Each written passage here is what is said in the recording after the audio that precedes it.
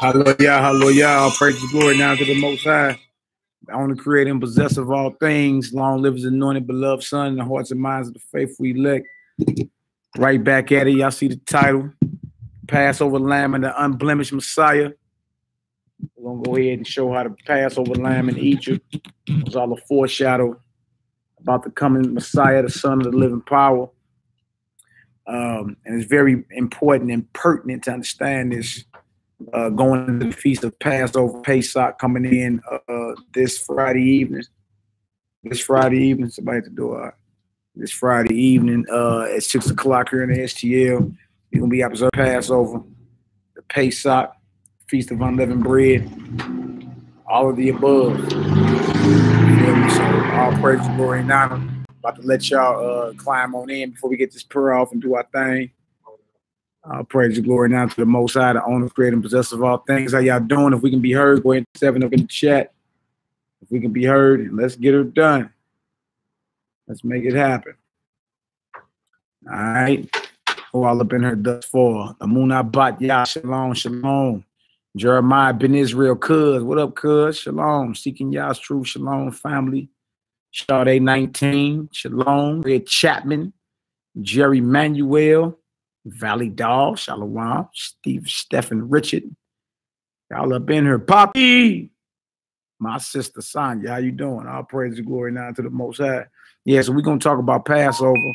We're going to go ahead and show how the Passover lamb, which was used, and the blood that was used on the doorpost in Egypt, how that was a foreshadowing or figure of the Messiah becoming the ultimate sacrifice.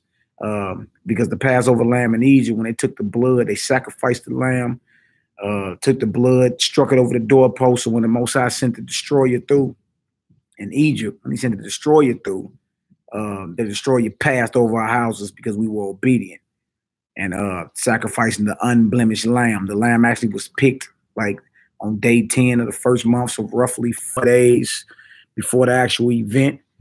And it all foreshadowed the Messiah.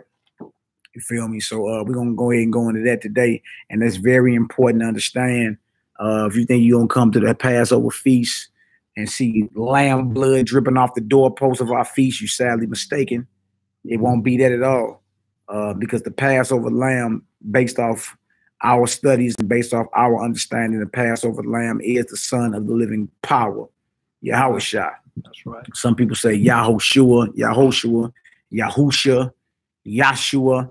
You feel me? All of the above, you know, in English is Christ.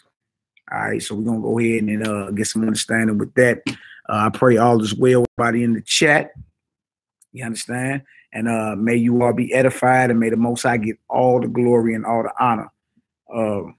If you are under the vibration and you don't believe in the Messiah, sit down and take notes. Sit down and take notes. Sit down and take notes. If you sit down and take notes and you see how we piece this thing together, you're going to see exactly how, even in the feast days, not just the Hebrew name for salvation being Yahshua, not just being the prophecies, whether it's Isaiah 9 or Isaiah 53 or Isaiah 7 or Deuteronomy 18, 15 through 19 or Jeremiah 23, 4 through 8. So Micah 5, 1 through 2, many of them, Isaiah 60, the 63rd chapter. Did I say Genesis 49 already? Genesis 49, 8 through 12 about Shiloh. Not just that, but even down to the Most High's feast days, how his son, the Messiah, plays a very important, significant role. So, Daniel. You said what? Oh man, you can't forget about the book of Daniel. I'm going off. I'll forget Daniel, man. I'm going completely off the book of Daniel, the 7th chapter. I mean, so many of them, man. You understand? And what you understand when you read the scriptures through especially the New Testament, through a Hebraic lens, not a Christian lens or Christianity, but through a Hebraic lens, you understand quickly that who they refer to as the Messiah, who was not no white boy from the Caucasus Mountains. You understand? He was a revolutionary from Israel, from the tribe of Judah, which happens to be Northeast Africa if you look at it today on a map. You understand? I know a lot of people want to duck that, but it's the truth. He hid in Egypt with his parents when they were hunting for his life, just like Moses was raised an Egyptian. Paul was mistaken for an Egyptian in Acts 21st chapter. It's just so many, man. Joseph was mistaken for an Egyptian by his brothers. Mm-hmm. So if he was a Hebrew, but the Egyptians were dark-skinned, how come his brothers didn't reckon? It's just so many scriptures that show that the Hebrews of the Bible, you feel me, are a dark-skinned people. Or people, when I say dark-skinned, brown-skinned, melanated, and they can pass for Hamites at times, you feel me, or Egyptians or Ethiopians, however you want to call it. All right, so we're gonna get into this shortly. I'm gonna share this on social media. We're gonna kick it off with an opening prayer, and then we're gonna go into you know what I'm saying, how the Messiah, how the New Testament lines up with the Old Testament. In this hour, Passover hour, hey, make your calling sure. You feel me? I know personally of 5 deaths within the past 48 hours. I know one sister who was going hard for Messiah just fell clean the hell off. You understand? And I've been hearing a lot of madness being spewed too, hatred and division and all that. Hey, make your calling sure. Don't be next on the Most High's hit list. Every year around Passover, the Most High does what we call spring cleaning. Ooh. He does. He does. And if you ain't right, you'll be next on the list. So right now is not the time to be bucking up, running your mouth, getting in your feelings. None of that. Keep your head down and thank the Most High that he's allowing us to come into another Passover season. It's the new year for us Hebrews. You understand? So act like it. You understand? Don't just try to get the leaven up out of your cupboards and your cabinets. Get it out your mind. Leaven spiritually means sin, wrath, anger, hatred, jealousy, all of it. And you're not supposed to be keeping the Most High's feast under that vibration, period, or there will be a problem. Feel me? Me personally, I've witnessed the Most High choke men out at Passover, like white croak coming out of their mouths. You understand? Because the night before they were blaspheming. Real talk. You understand? So, and then if you was even in somewhat in the spirit, you will understand that, okay, roughly 2,000 years ago, we would be days out from the execution of our Lord, our Master. This ain't funny. This ain't the funnies. This ain't no time to be playing around and being pompous and proud. You understand? This is the time to make sure you examine yourself and get yourself together. That's right. You understand? Real talk. Because I'm telling you, over the years, I've seen it. I mean, many deaths and all. Matter of fact, that's what we're going to start at first. We're going to start in 1 Corinthians, the 11th chapter first. Let's go there first. Then we get into the law. And then we're going to show, as we keep going on through, how the Messiah, you understand, foreshadows Passover. All right, let's get into 1 Corinthians. And the Passover is the sacrifice. The feast is the unleavened bread. All right. So let's go to 1 Corinthians, the 11th chapter. Show you how serious this is. This is nothing to play with. Before you do that, all right. Before you do that, let me share this on social media. All right, y'all. If I can be heard, go ahead and throw a 7 up in the chat. 1 Corinthians 11, we're going to start at verse 20. Let me share this on social media, y'all. And once we do that, we're going to go ahead and get started and show y'all what kind of mindset you ought to be in. This is not, the Passover is not the buffet, the Golden Corral. You feel me? This is not like when you go to your family reunion and just be, this is a serious time, man. Remember, our Master was executed. You understand? And of course, he defeated death and resurrected and all that. But man, had you been there as a disciple of his and watched him get executed and watched all the hell that got poured out even after he resurrected, man, them brothers wasn't around her all proud and pompous and playing around. They were making their call and their election sure. Every one of us need to do the same thing or face the wrath of the Almighty. This is nothing to play around with, man. Nothing. Whether you understand about this deal. I know personally of 5 deaths within the past 48 hours. 5. You understand? This ain't nothing to play with. This ain't nothing. This is not joking season. Again, had you been living 2,000 years ago, we'd be days out from the execution of our Master. Days out. Yeah, my little sister, Alashavia in Chicago, she in a hospital right now, man. Is she? Yeah, she in a hospital right now. So we'll send up a prayer for her too as well, man. You know what I mean? But yeah, This ain't no time to be playing, man. Yeah, get yourself together, man. Matter of fact, my mama even called me last night, and I ain't talked to her in 4 years. Wow. You know, and she coming down here, so you know, all praises to the Most High for that. If He allows her to visit us out here, but yeah, y'all. Yeah, this ain't no time to be playing, man. You know what I'm saying? Negroes running around here running their mouths and doing all type of madness, spewing hatred, division, all of it. Like, watch your mouth. Watch your mouth, man. This ain't no time for you to be, you understand, getting in your feelings about nothing. Like, keep your head down. You understand? Thank the Most High that He sent His Son to be that sacrifice. And how the hell is any of us proud? Period. Especially during this time of year. Right. You feel me? And you know the hell that was getting poured out. Not only on Messiah, but all His believers and followers. And you got the nerve to be running around here hating your people and all that, man. Well, I be careful. Be careful. Most High is not playing no games. No. Right? And the Passover is one of our national holidays or holy days as Israelites. It is what it is. So let me share this real quick, and we're gonna go ahead and get started. 1 Corinthians 11:20, verse 25. Yeah. Yeah. I think the back wall almost like a little timeline as they walk through. Yeah. Now we're going to 1 Corinthians 11. First, we're going to start at verse 20. Let me share this, and we're going to get started, man. Take yourself up out of this thing. All right? And as we read the scripture, you're going to see, because people were eating unworthily, full of hatred, full of gossip, full of envy. Because people were eating unworthily, the Most High was killing Negroes. You're going to see. People were being struck with plagues and diseases. You understand? He was killing people. You understand? This ain't nothing to be playing around with, man.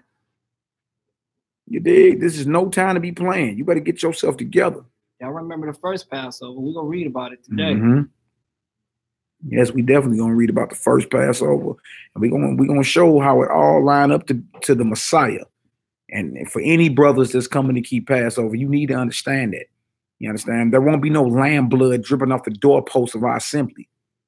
You feel me? If that's your mindset, you still ain't understood the blood atoning sacrifice that went down with the Messiah. You understand? No, yes, we're going to eat lamb, but that's not the lamb. That's just lamb we're eating. You see what I'm saying? The Most High already chose His lamb from the foundation of the world. You feel me? So what our people were doing in ancient Egypt was just simply a foreshadowing. That's what it's called, a foreshadowing, a rehearsal of something greater that was coming. So when we get into what's called the New Testament, you see John referring to the Messiah not as the Easter, the damn Easter bunny. You feel me? But behold, the Lamb of Yah, which taketh away the sins of the world. You feel me? Those are one of His titles. The Lamb, also the Lion. You know what I'm saying? So it's just time to get it together, man. Stop playing. I know y'all getting tired. It takes too much energy to be hateful and proud, and you know what I'm saying? Your head start hurting after all that. Time for you to really make your call and your election sure, man. You better stop playing. I've witnessed it. I done witnessed all over the year. You be like, whoa. You know what I'm saying? When things first happen, say something happened for the first time one year, you kind of like, dang, did I just see that? You kind of put let me kind of put that to the back of my mind. You feel me? Then you start seeing more stuff as the years go on, man. You know what I'm saying? And it'd be undeniable. It'd be undeniable. You'd be like, man, look, somebody wasn't right. You know what I'm saying? So now is not the time to be playing. Get yourself together. You feel me? Love your Creator and love His people. Period. Dot. No matter what anybody got to say. You understand? Don't fall for the sorcery and the Jedi mind trick. Stop that. You understand? We're gonna go off what the scriptures say and what they mean, and not take them out of context. Because that's what's happening today. Negroes are taking everything out of context, man. Hallelujah, hallelujah. All praise, glory, and honor. All right, so I'm almost done sharing, y'all. We're gonna go ahead and get it started. Put up in the MELCHIZEDEK chat group. And we're gonna get us a prayer off. May the Most High have mercy on the elder. I heard he passed today. He one of the 5. My Aunt Mikael, wild child, a couple of days ago, right here in St. Louis, walking down the highway early in the morning. You feel me? Got hit by a car out of here. My homeboy Jamel, his 14-year-old son got murdered in North County here in St. Louis last night. My sister Abina up in Chicago, her son got murdered last night or the night before. Y'all was telling me about his mama best friend just had a massive heart attack. You know what I'm saying? Not even 2 days ago. You feel me? And more and more and more. You feel me? My sister I know just fell out. I'm talking about I turned 9 messianic overnight. But I'm like, man, them spirits had to been there. You just all of a sudden just lose your crown like that. All right, this ain't no time to be playing, man. So, you know, strengthen those things which remain, man. Make your calling sure. It's too late in the game if you a Hebrew and you profess to be messianic for you to be second guessing if the Messiah is real or not. Like, what you ain't, like, well, what's the problem? You ain't studied up enough or something? I don't get it. Like, should nobody be able to ease up on you and whisper in your ear talking about he a Roman invention or something like that? Are y'all serious? In 2019, y'all still falling for that.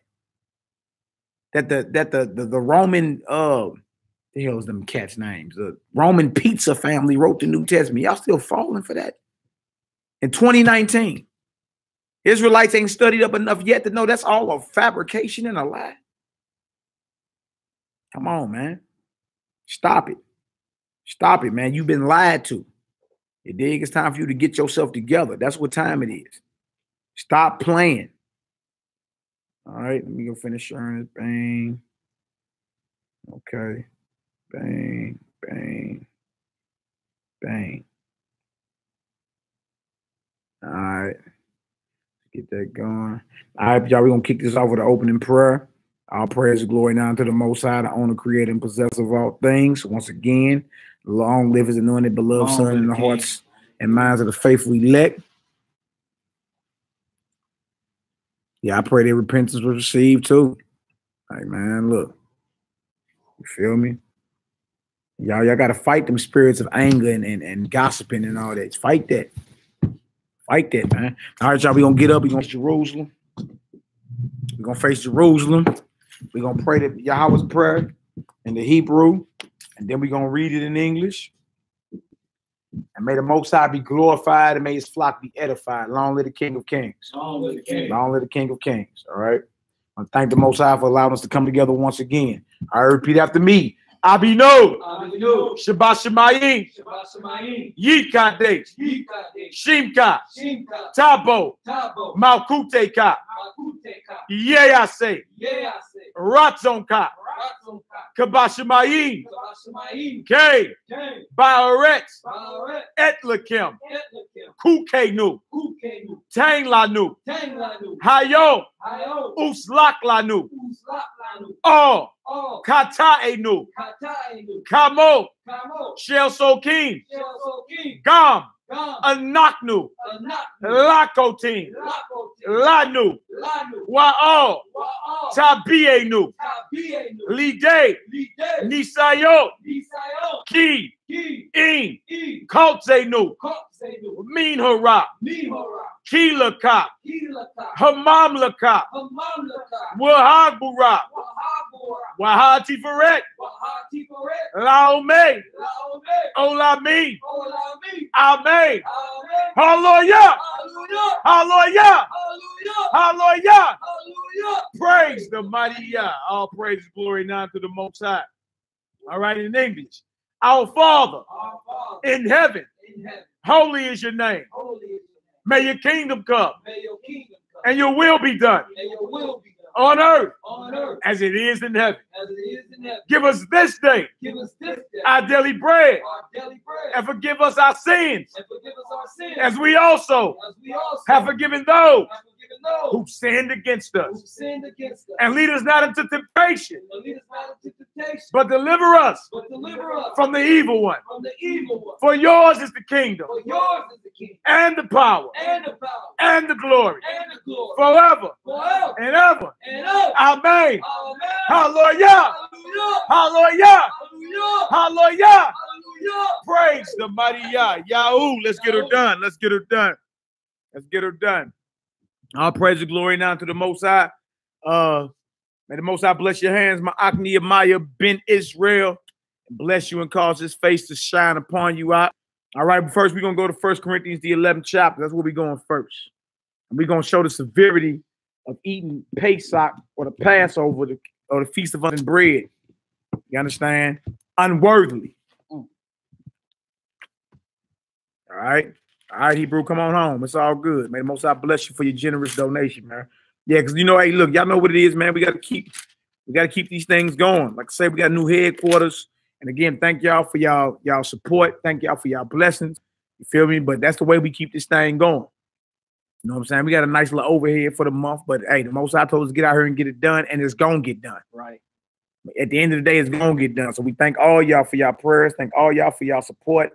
You know what I'm saying? Over the past year, and you know, the Most High has been blessing us, keeping our head low. You understand? Not taking credit for nothing, staying humble, staying thankful, staying diligent, staying diligent. You feel me? No matter what happens, no matter what's getting said, and the Most High come through and bless us. So all praises, all glory, all honor to the Most High. A few people getting mad because we establishing rules and order, but that's what it is. The Most High is coming back for an assembly or a church that's prepared, that's in order. That's what Revelation, the 2nd chapter, and Revelation, the 3rd chapter is about, man. All right. If you feel like you can just be unaccountable or unavailable, this is not the place for you. If you feel like you can be a rebellious woman and rebel and be a fire-breathing dragon, it's not the place for you. It's not. You understand? I know a place you can go, but this is not the place. You understand? It's extreme, it's supreme order being established around here, and we got the right to do so. Also, we building ourselves. No, we don't want to congregate with no heathens. We're fine. We're fine. And there ain't no law to say I got to. Right. You understand? Now, again, they can organize amongst themselves. They can watch the videos. They can even still support. But amongst ourselves, no, we don't want none of that. I witnessed it. Dirty heathen walking off the streets, picking his nose and sit right next to a brother's wife. You understand? And get up and put his fingers all in the food and then accidentally call himself going to the bathroom and start walking toward the woman bathroom. We're like, hey, what is you doing? We wouldn't have that problem simply if we just say, you can't even come down here. We fine. We good. In the age of Dylan Storm, Roof, and all that, now we good, man. Go on. If you believe in the God of Israel, that's good. That's good. Organize amongst your own and warn them the judgment is coming. That's right. Warn them the judgment is coming. And let them know who the children of God are. You understand? And of course, you know, we can't stop you from worshiping our God. To tell you in the end, once Israel is set back on top, the nation's going to come to Zion seeking the law. But that's when we back on top in power, right? When they come up to keep the Feast of Tabernacles, or will be no rain. That's when we back in power. When they say, when Zechariah 8 says they're going to take hold of the hem of him that is a Jew and say, we have heard God is with you. That's when we in power. You understand? We got to get ourselves together, man. So there's nothing wrong with that. There's nothing wrong with that. You feel me? Now, if you want to go gather heathens, gather heathens. That's if that's your calling, brother, handle your business. Go gather the heathens.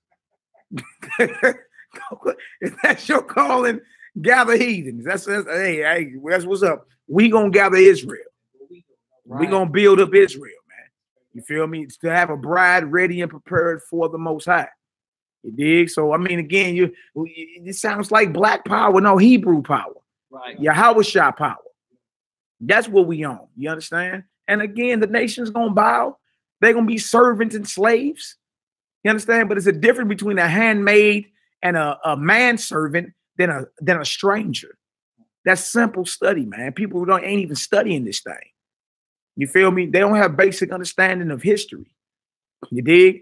Even if we we'll come down here, the men and women gonna sit in opposite sections. Look at the layout of the temple. There was a court for the women. The women wasn't just shoulder to shoulder with the men. Move out the way. Let me look at the sacrifices too. They would look at what was going on from their court. Right. There was a court for the Gentiles where the money changers and all that was. They couldn't go past there or they'd be killed. Then there was a court for the regular Israelites that weren't priests. Right? Then if you wasn't Levi, you couldn't even go into the court where the sacrifices was going. Everything is sectioned off and in order. You see? So if men don't got that basic understanding, you still playing church. That's it. We not into Christianity down here. Even if you look at the layout of the synagogues or the Knessets, where we go every Shabbat, if we was in the land and heard the law and the prophets, the men and women sit separately. Because in her, it's about focusing on the word of the Most High, man. Right? I mean, you ain't, I mean, if you sitting up here teaching and a wide hip woman walk up in her and sit right next to somebody, man, you naturally, you're going to be kind of like, you got to keep focused. Like, hold on, man, let me keep focused so I don't get the stuttering around here. And it's just what it is, man. So we have the right to establish order where we at, and we gonna do it.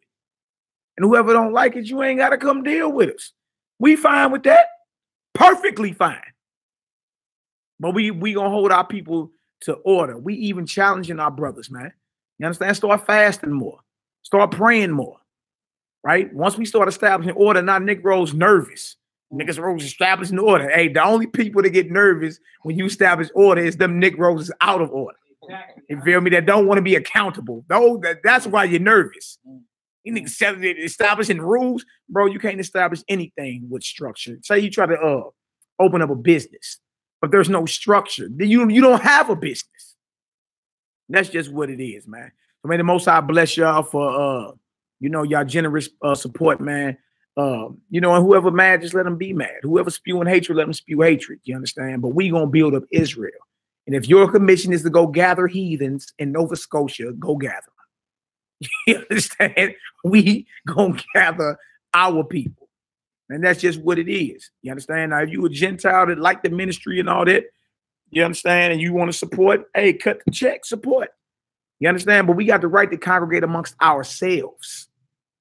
Organize amongst yourselves and warn your fellow Gentile heathens that judgment is coming. You understand? That whoever had a hand in enslaving Israel got to pay. That's just what it is. As a nation, you're going down. You understand? Can you be spared the lake of fire and be a bond servant or a slave in the kingdom? Yeah, you can. Yeah, you can. And if that was my option, I would take it too. Right. I would take it too if that was my option. You understand? But stop putting that vibration out there for you Israelite teachers. Stop putting that vibration out there like we all about to be equal in the kingdom. No. That's not according to the prophecy, and that's not even according to Yahushua mouth. You making that up because you want to be PC, politically correct, and appease everybody, man. That's not, no prophet was like that. No disciple was like that. You got to tell people the hard truth, man, so they can understand what it is. You understand?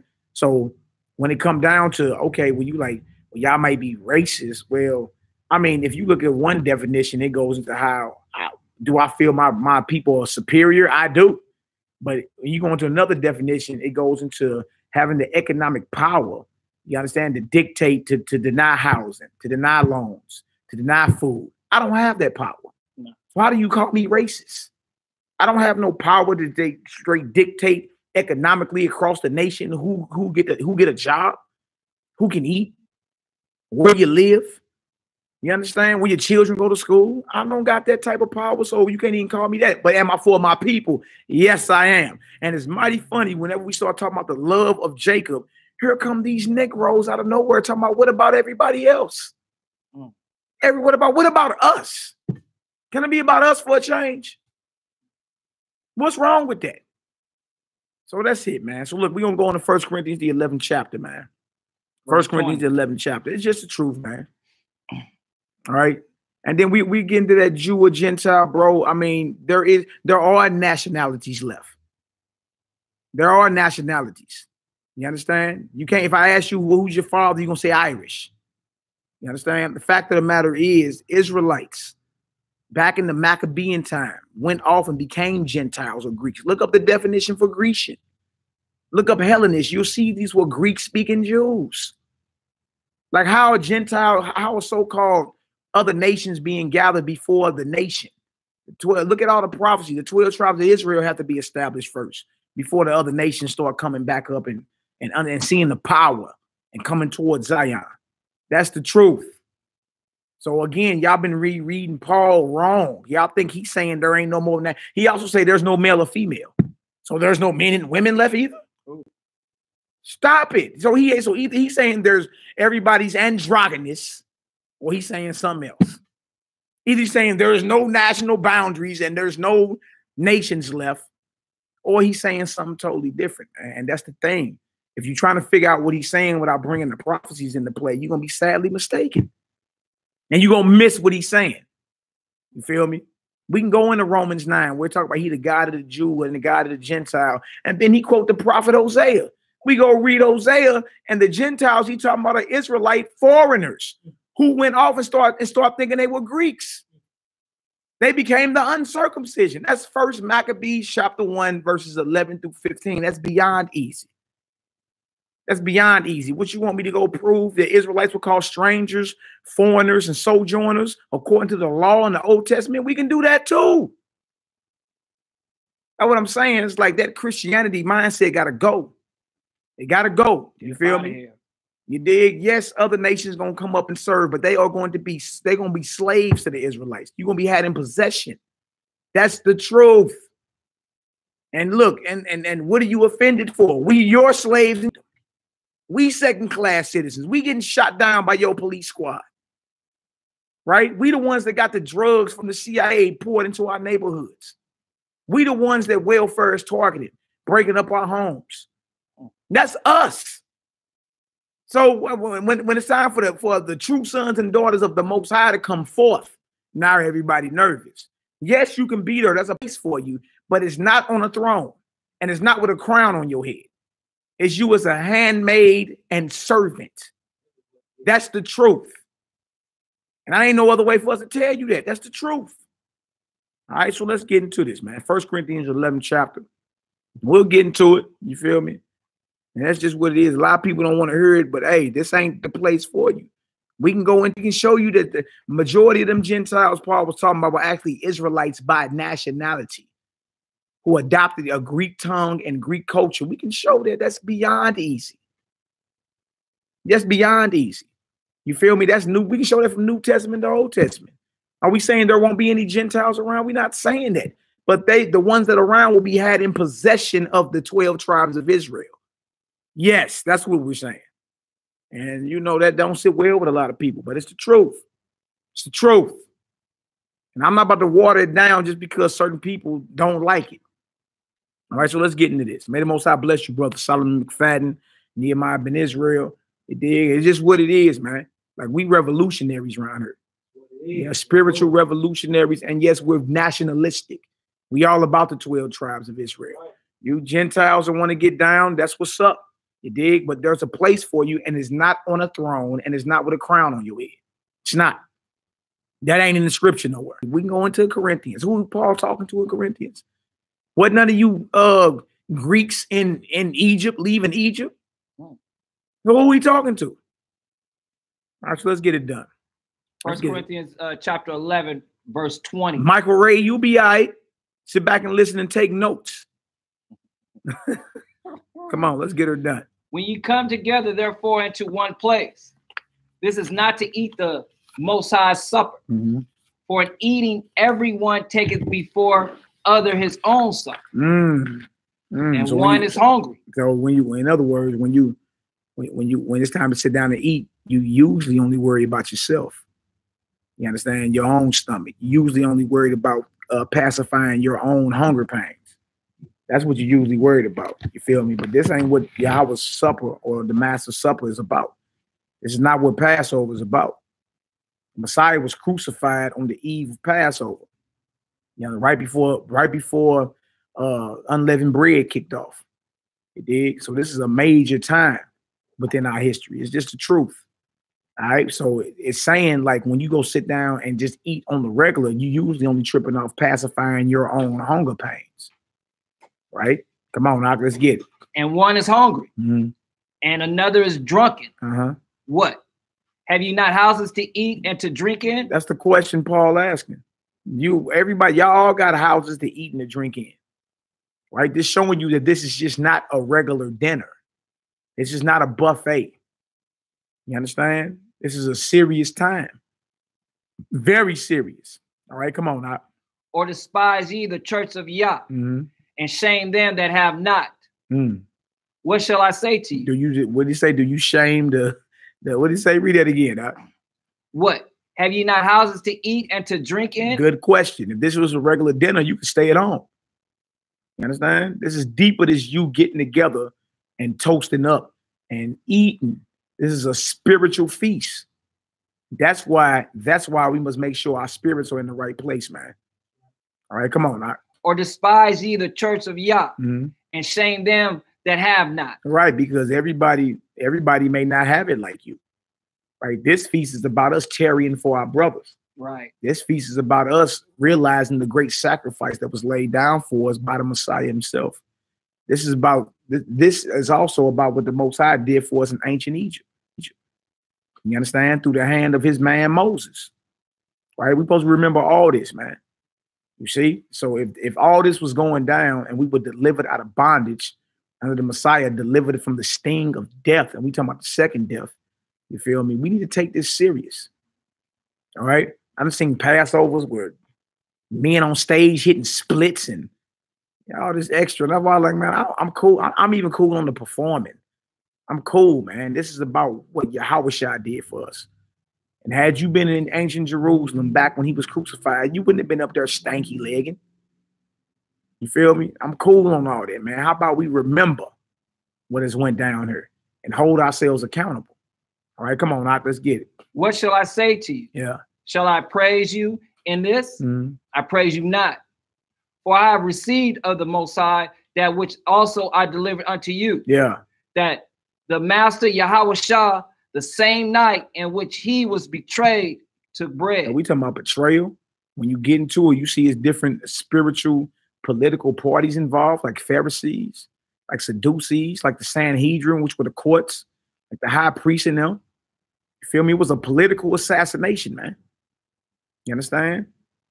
They went into what's called a theocracy, which meaning a government that the priests basically run. And the Messiah was calling them out on it. You understand? He had major league enemies out here, man. Like, this wasn't no time to be playing around and all that, man. This was a serious time. And again, a lot of us bring that church vibration into this Israelite thing, man. Leave that at the door.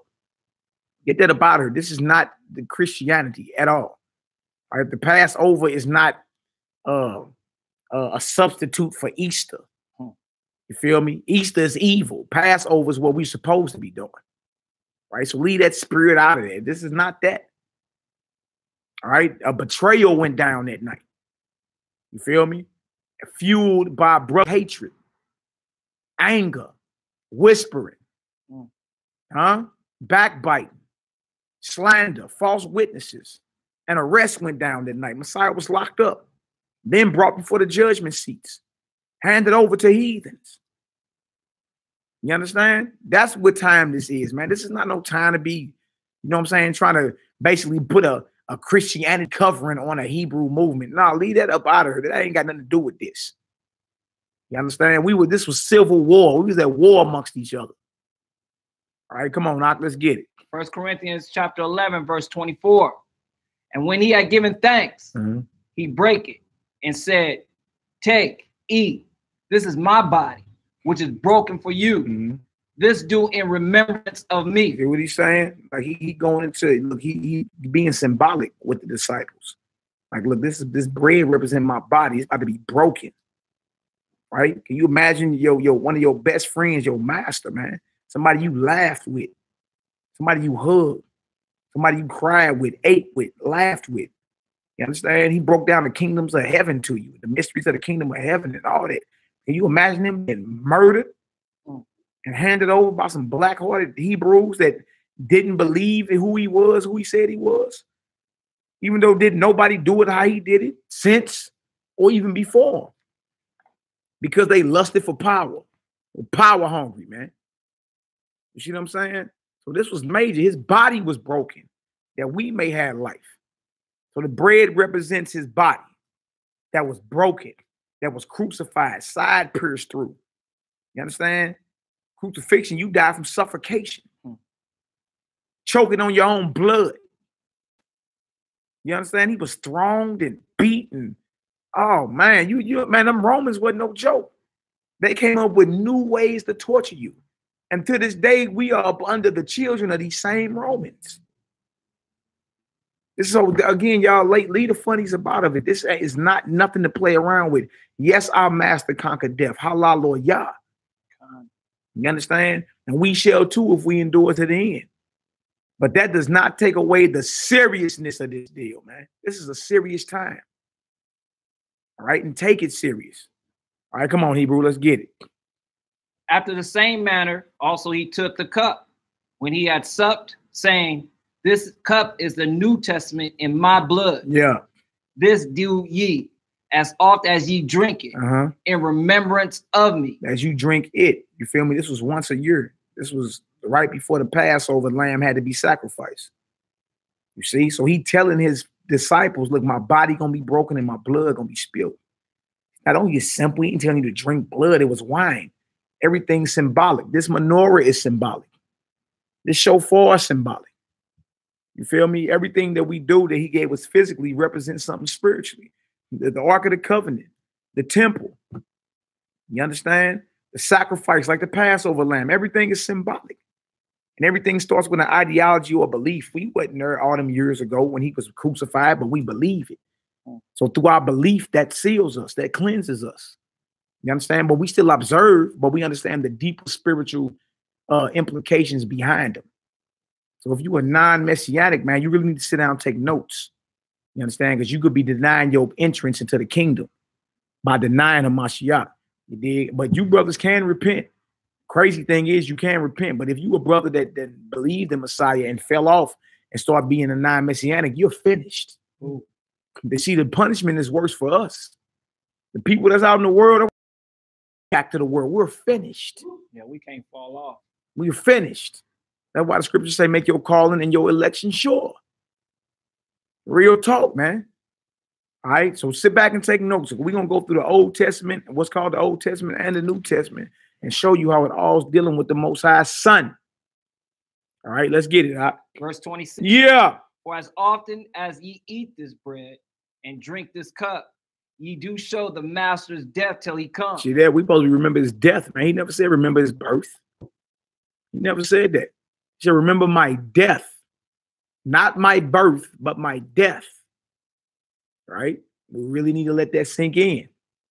He didn't say remember his birth. Right? If you partake of that bread and that wine, you are showing his death until he returns. Meaning you're remembering his sacrifice that he laid down for us, man. Right? And we all gonna toast up that night. Make sure you in the right spirit.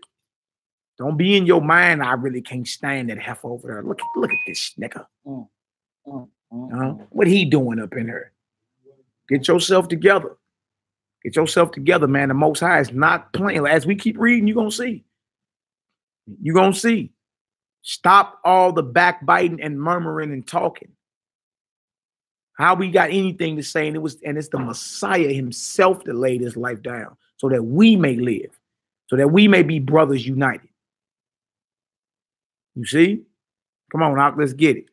Wherefore, whosoever shall eat this bread and drink this cup of the master unworthily shall be guilty of the body and blood of Yahweh Shah. Do y'all hear that? If you keep this Passover unworthily, you might as well been the sellout Negro that handed them over to the Romans, or the Roman soldier that pierced them and nailed them to the execution stake.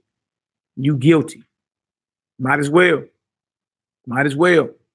Dig? So examine yourself before you keep Passover. Even if you ain't keeping it amongst an assembly, you just gonna keep it at home. You still gotta examine yourself. That's right. You can't keep that and bite down into that bread and drink that wine.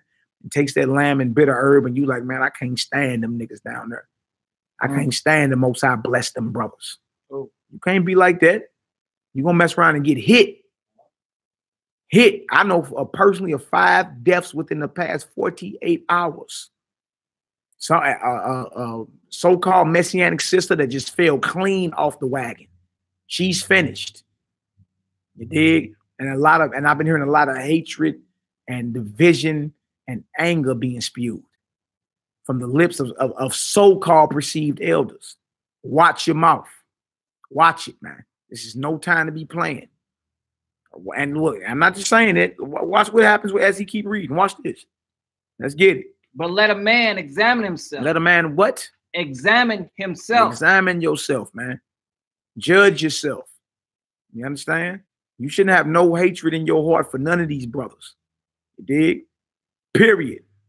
period. Even if you got disagreements with them, there should be no hatred. You understand? And how we know it's hatred, because based off you could be an influential person speaking and that rub off on everybody else. And now you look up and see a whole bunch of people talking just like you. Talking just like you tough.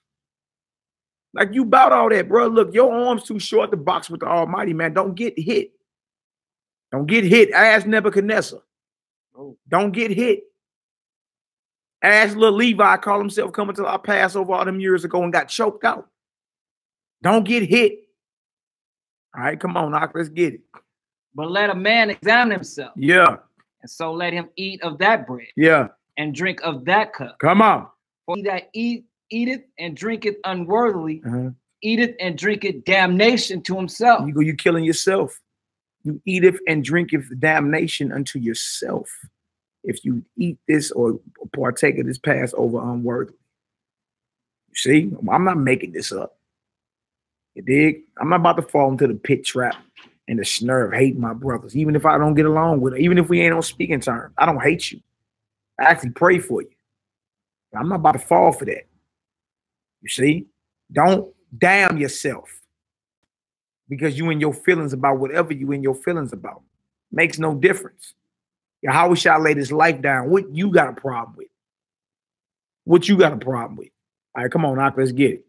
Eateth and drinketh damnation to himself. Yeah. Not discerning the master's body. You're not discerning the master's body. You're not realizing, hold on, the Messiah was crucified. What am I doing eating and drinking this thing unworthily?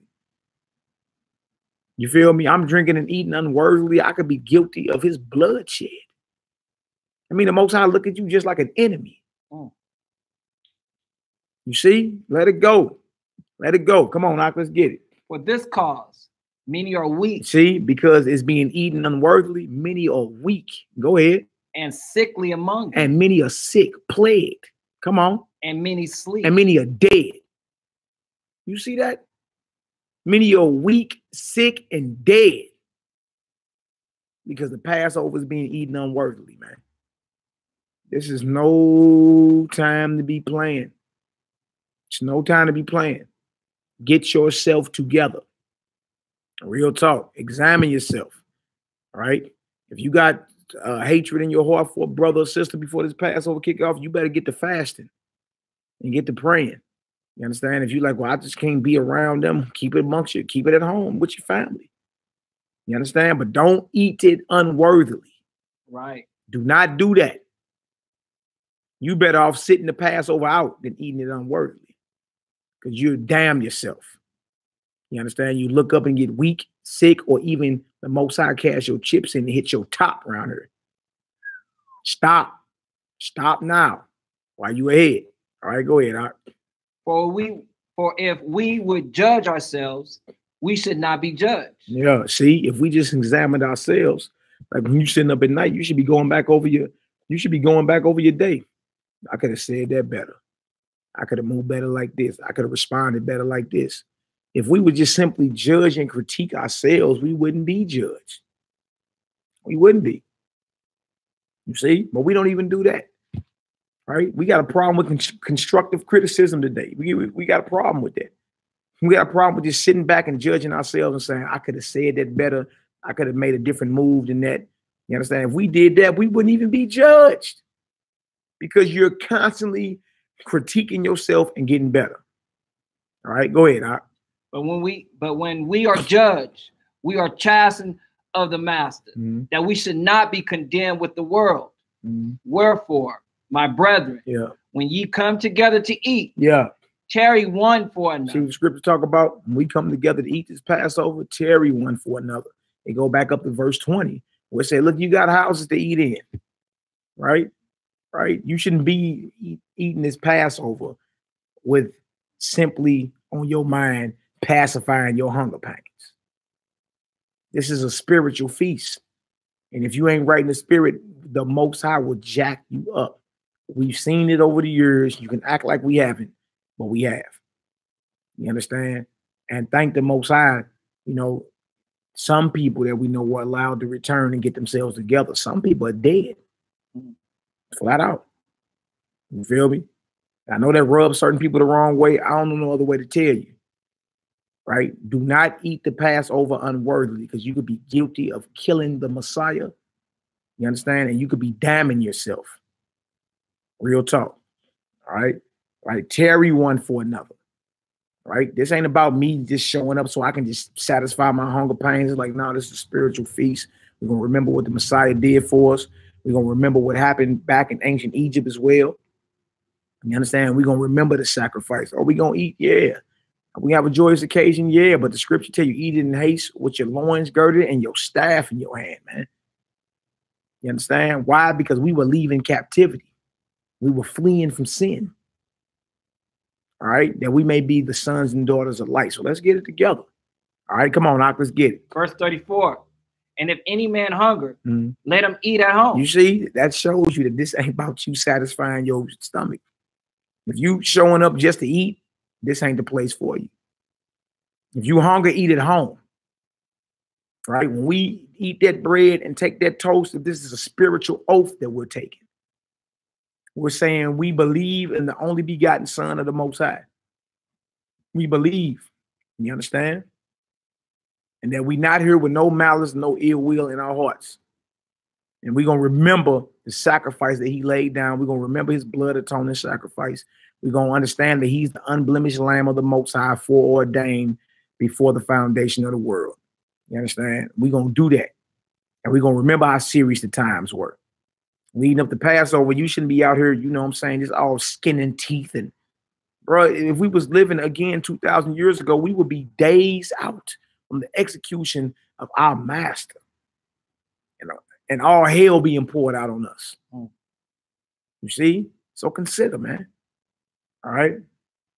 Was you done with that? Almost.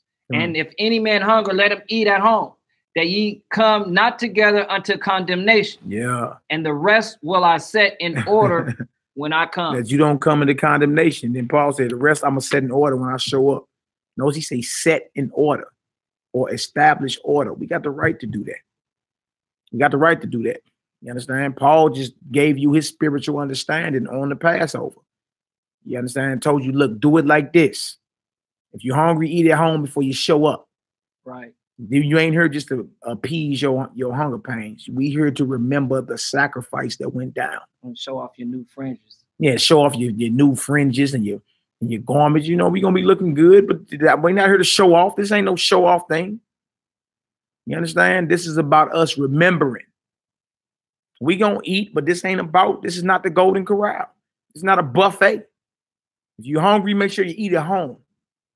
And the rest he going to set in order when he show up. All right. So let's get over to Leviticus, the 23rd chapter. I just want to show that the severity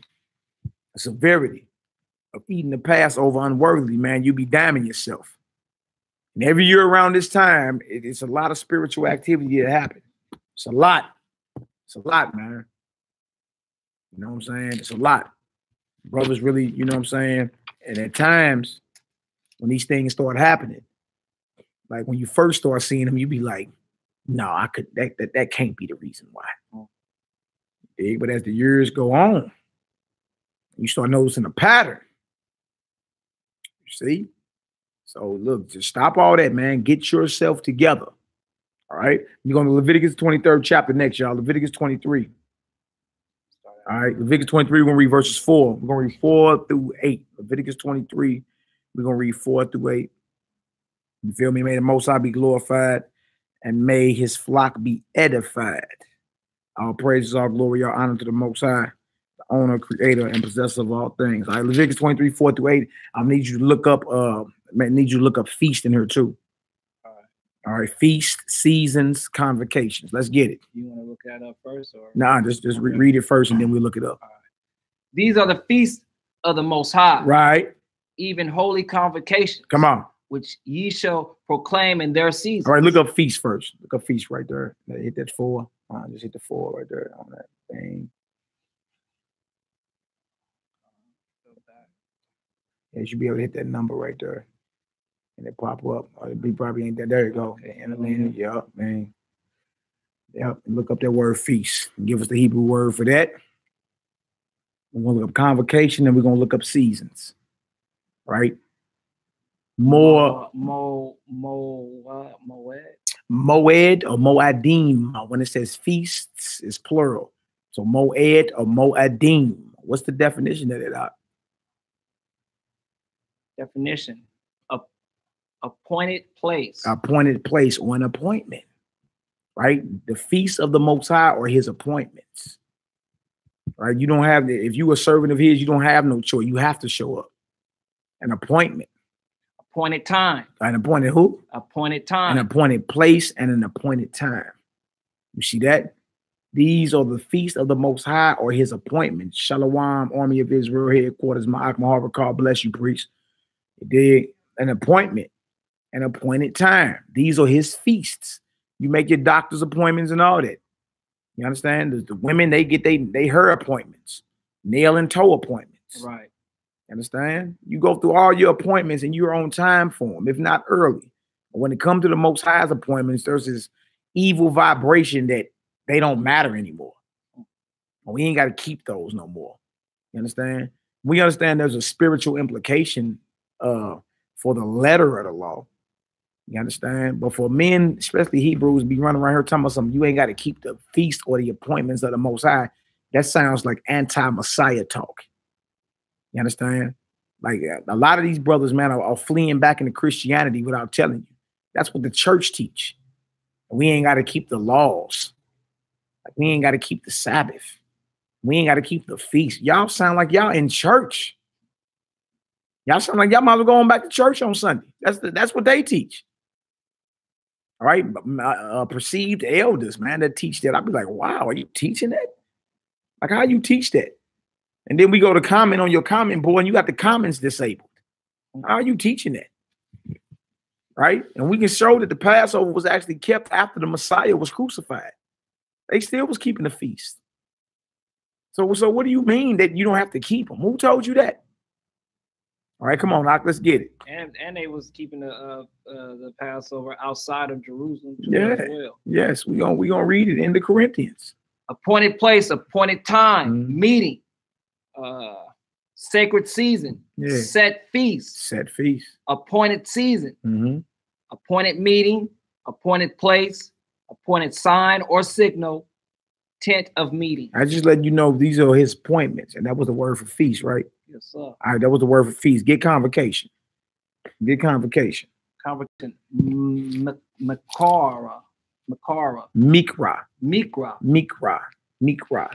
You feel me? Convocation. Like give you a Jewel real quick. Korah means to call. The name of Leviticus is Wa'ikra.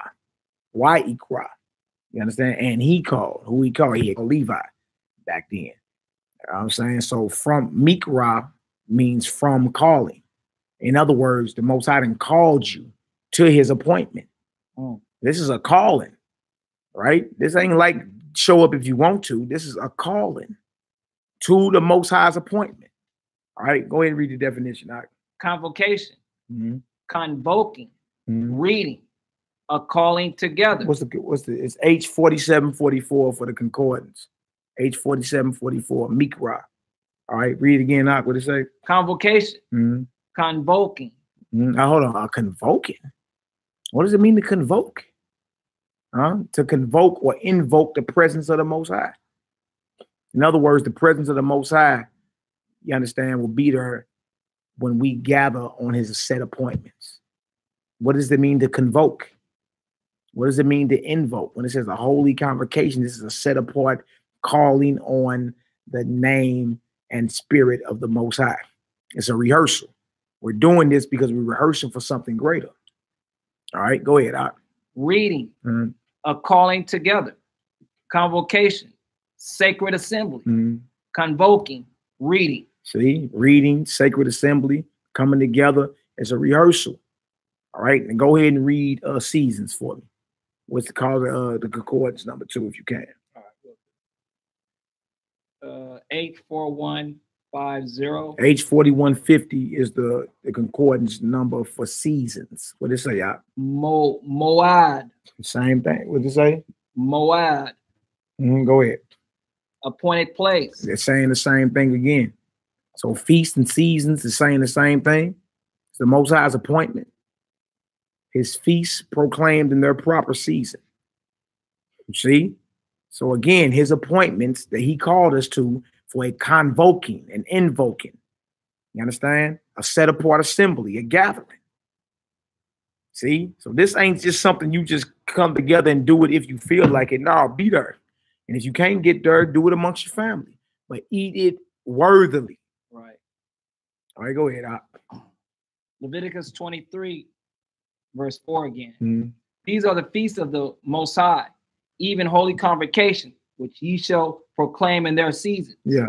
In the 14th day of the first month at evening. At the 14th day of the first month at evening. At evening.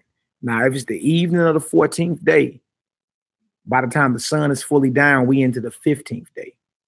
Right? The difference between Passover and unleavened bread is literally minutes. Maybe 30 to 45 minutes apart. Because it didn't say the beginning of the 14th day, it said at evening. It's the evening of the 14th day. And it's transitioning into what's called the Feast of Unleavened Bread. You spend that whole previous day preparing the lamb for Passover. And before the sundown, the Passover lambs must be killed. That's when the Messiah was executed. They even tell you that in the Talmud. He was executed on the eve of Passover.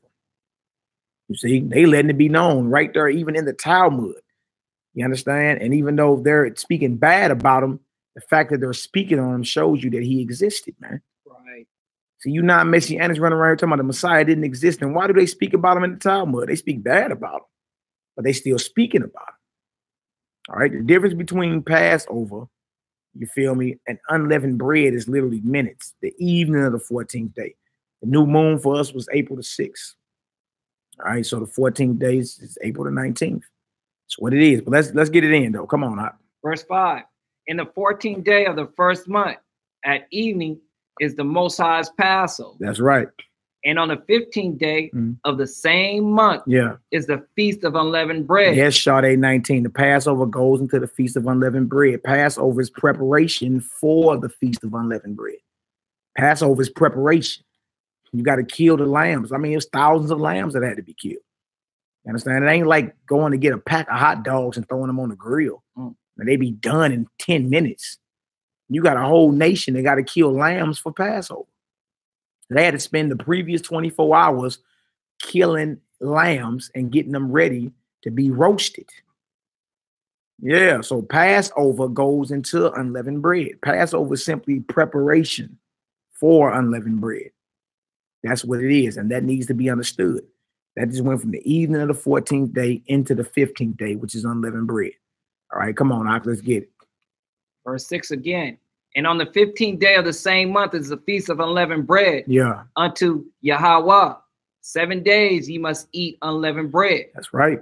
In the first day ye shall have an holy convocation. So no matter what, even if Passover didn't fall on Friday night, say it fell on Wednesday night, the very Wednesday evening, the very next day will still be considered a holy convocation or a Sabbath.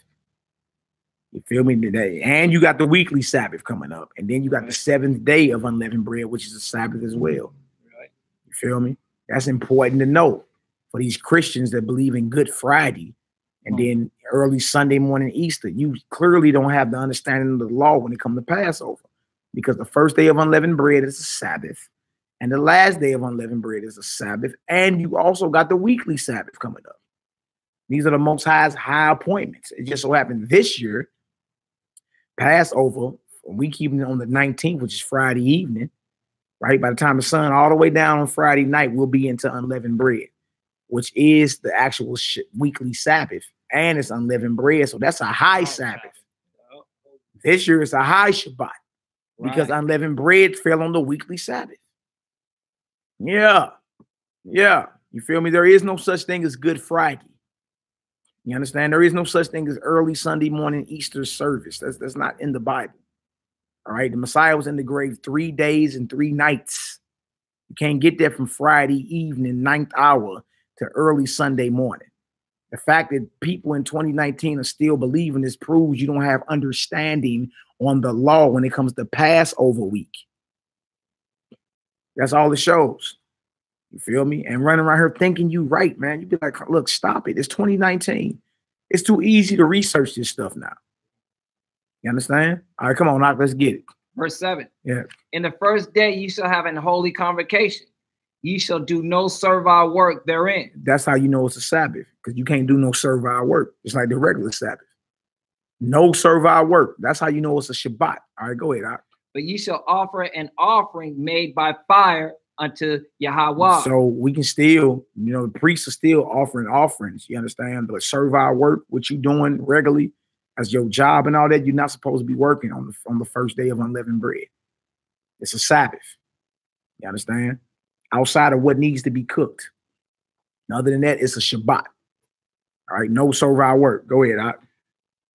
But ye shall offer an offering made by fire unto Yahweh 7 days. In the 7th day is in holy convocation. Ye shall do no servile work therein. You shall do no servile work. No, the first day of unleavened bread is a Sabbath, and the last day of unleavened bread is the Sabbath. That's why when you get into the crucifixion of the Messiah, they talk about the Sabbath draws near. Yeah. And in your mind, you thinking the weekly Sabbath. No, the first day of unleavened bread. Messiah was put to death the same day the Passover lambs were being slaughtered. The 9th hour. By the time unleavened bread came in, he already was off the execution stake. He was given to Joseph of Arimathea, one of his secret disciples. He was laid in a tomb or a sepulchre that nobody had ever laid. You understand? And then the Feast of Unleavened Bread came in.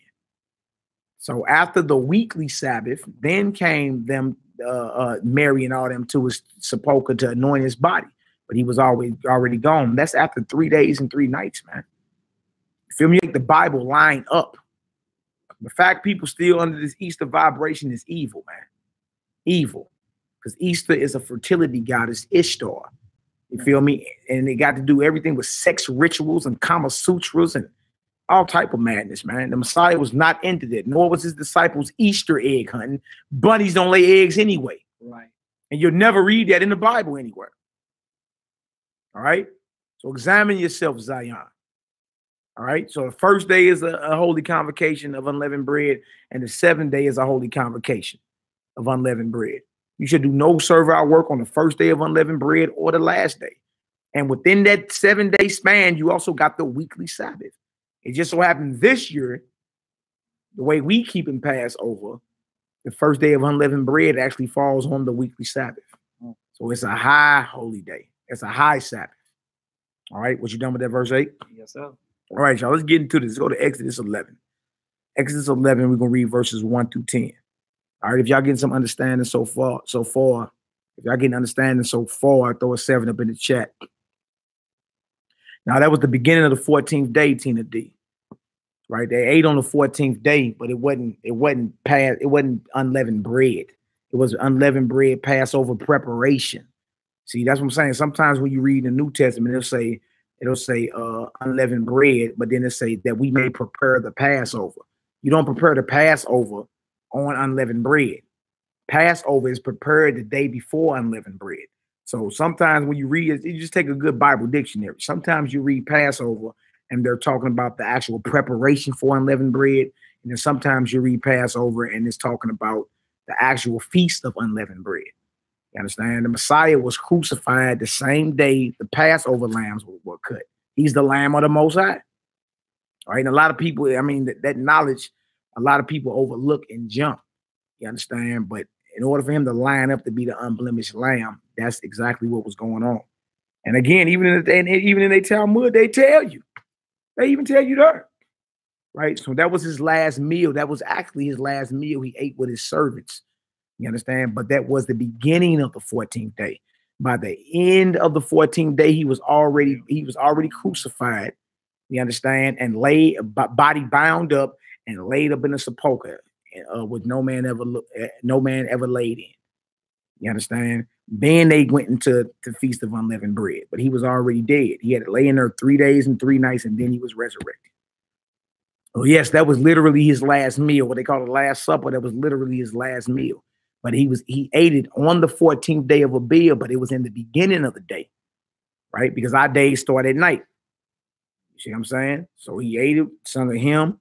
was betrayed, went to the Garden of Gethsemane, was arrested by Judas, was betrayed by Judas, arrested by fellow Israelites from the temple, delivered to the high priest and them, and then they delivered him to Pontius Pilate early in the morning. By the 9th hour, he was already crucified.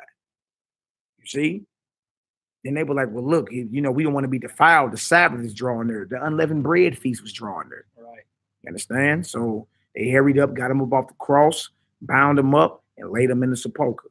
By the time the sun went down, that was the eve of the 14th day. Went into the 15th day, that was unleavened bread. And that's what it was. All right. So let's get it done, Hebrew. Exodus chapter 11, verse 1. And Yahweh said unto Moshe, yet will I bring one plague more upon Pharaoh and upon Mizraim, Egypt. Afterwards, he will let you go hence. When he shall let you go, he shall surely thrust you out hence altogether. Speak now in the ears of the people. Yeah. And let every man borrow of his neighbor, and every woman of her neighbor, jewels of silver and jewels of gold. And the Most High gave the people favor in the sight of the Egyptians. That's right. That's right. It's talking about us. It's talking about us being redeemed out of oppression, out of slavery, right? Roughly 3,500 years ago, when we was in ancient Egypt, under the bondage of Hamitic Egyptians, Africans. You understand? The Most High delivered his people through plagues. 10 plagues had to hit. The last plague was the killing of the firstborn. All right. And he told Moses, he gonna let you go after this one. He gonna let you go. This is about us being redeemed. This is a national holy day for us, man. It's something for us to be proud about as well. And thankful. You understand? But always remember. Always remember. All right, come on, Hebrew. Moreover, the man Moshe was very great in the land of Egypt. Yeah. In the sight of Pharaoh's servants and in the sight of the people. Moshe said, thus saith the Most High, about midnight will I go out into the midst of Egypt, and all the firstborn in the land of Mizraim shall die. See that? The Most High executed judgment on our enemies. You see what I'm saying? And the same thing is going to happen worldwide because Israel scattered worldwide. Judgment is coming. That's why I said if you a heathen or a Gentile that believe in what we're saying, organize amongst your own and let them know. Judgment is coming. Judgment is coming. You understand? Now, if you are righteous and you willing to bless Jacob on this side, it may go well with you on the next side. Right. You understand? But this is about Israel being redeemed from you all. Y'all, we've been the ones backslid even with the ground.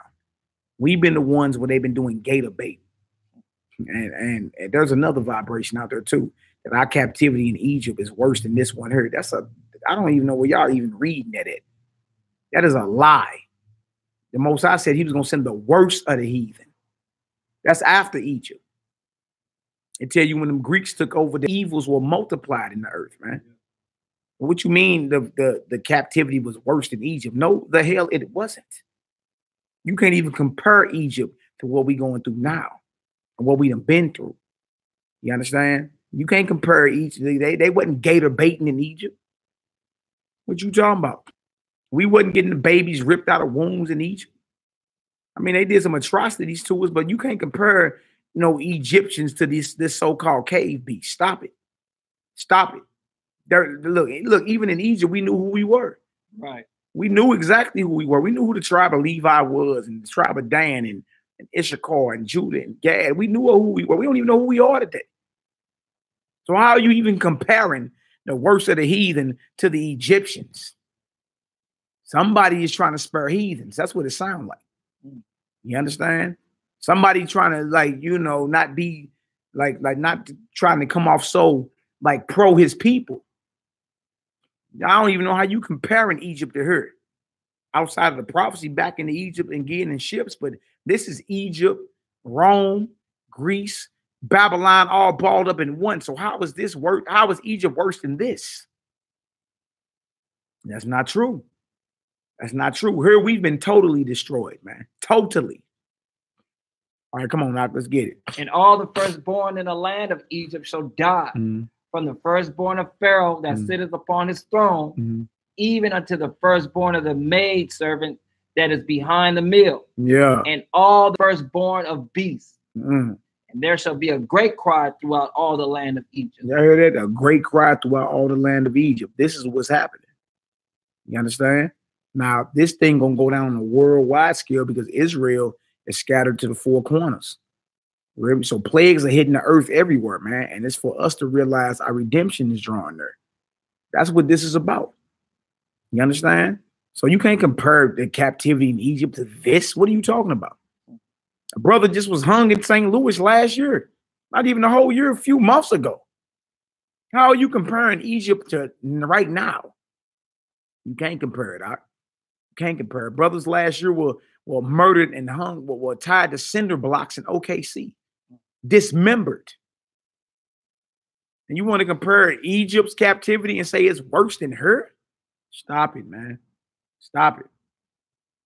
Stop it. Somebody love their master. That's the problem. You dig? And even Moses understood, man, look, you got to be a revolutionary.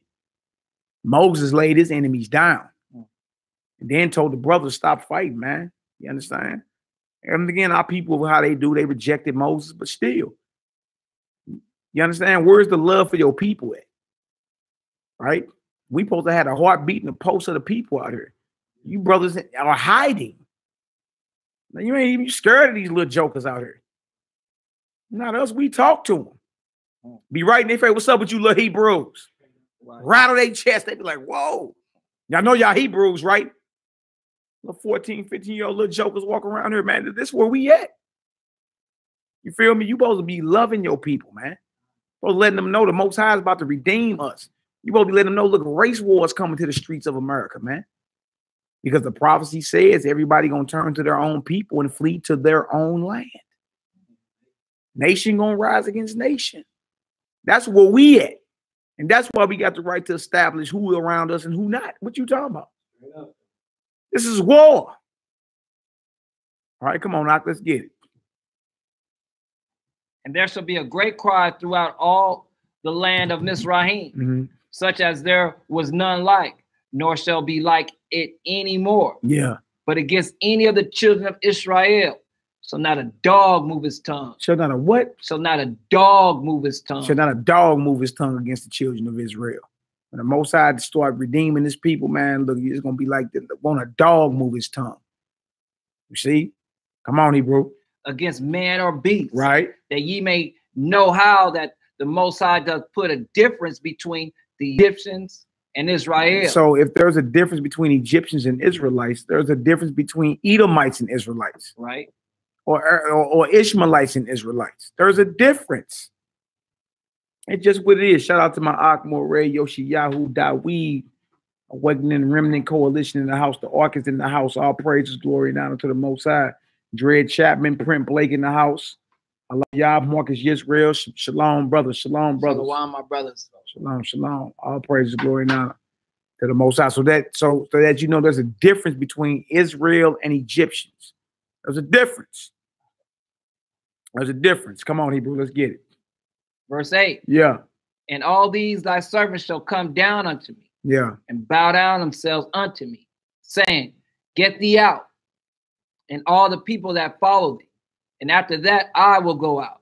And he went out from Pharaoh in a great anger. And the Most High said unto Moshe, Pharaoh shall not hearken unto you, that my wonders may be multiplied in the land of Mizraim. That's right. You at Exodus 11 and what? 9. Exodus 11 and 9. That's where we at, y'all. Exodus 11 and 9. All right. So the Most High basically said he's going to drop one more plague, and he's going to hit the firstborn in Egypt. You understand? From man down to beast. But against us shall not a dog move his tongue, that you may know that the Most High put the difference between Israelites and Egyptians. There's a difference. There's a difference, right? So that cut the understanding that the heathen was trying to say earlier. There's no Jews or Greeks. Stop it. Stop it. Either Paul is saying there's no men and women no more, and no national boundaries, just because you believe in Messiah, or he's saying something else. You see, there's a difference between God's chosen people and everybody else. There's always been that. There ain't no like all of a sudden like Italians don't exist no more. Like Ethiopians don't exist no more because you believe in Christ. That's not what that scripture is saying. He going into the Israelites that went off and started believing they was Greeks. And then the brothers that stayed under the covenant and claimed they was Jews. His argument is Messiah died for both of y'all. There ain't no difference between y'all because both of y'all are Israelites. Right. One believe he's a damn Greek, a Kappa or a Sappa or an Omega, and the other one believes he's a Hebrew.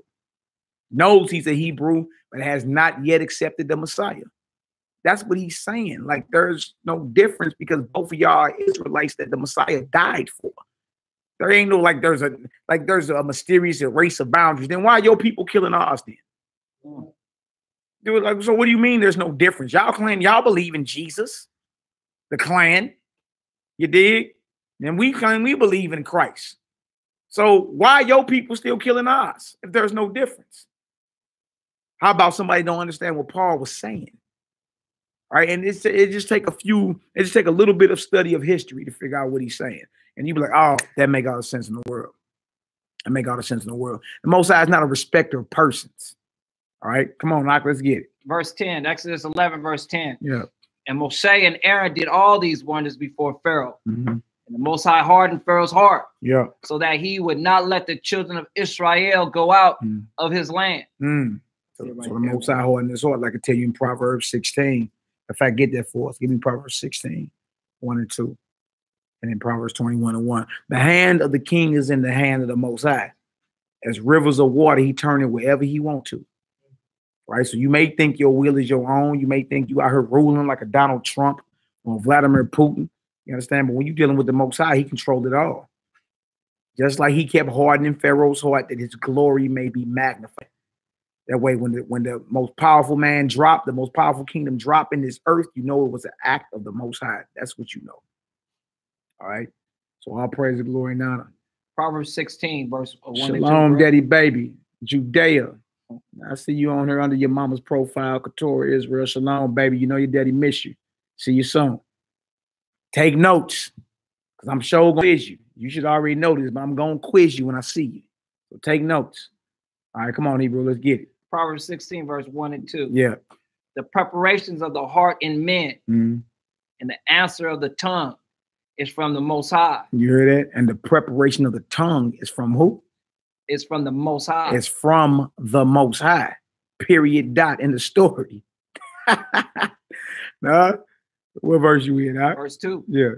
All the ways of a man are clean in his own eyes. Oof. Oof.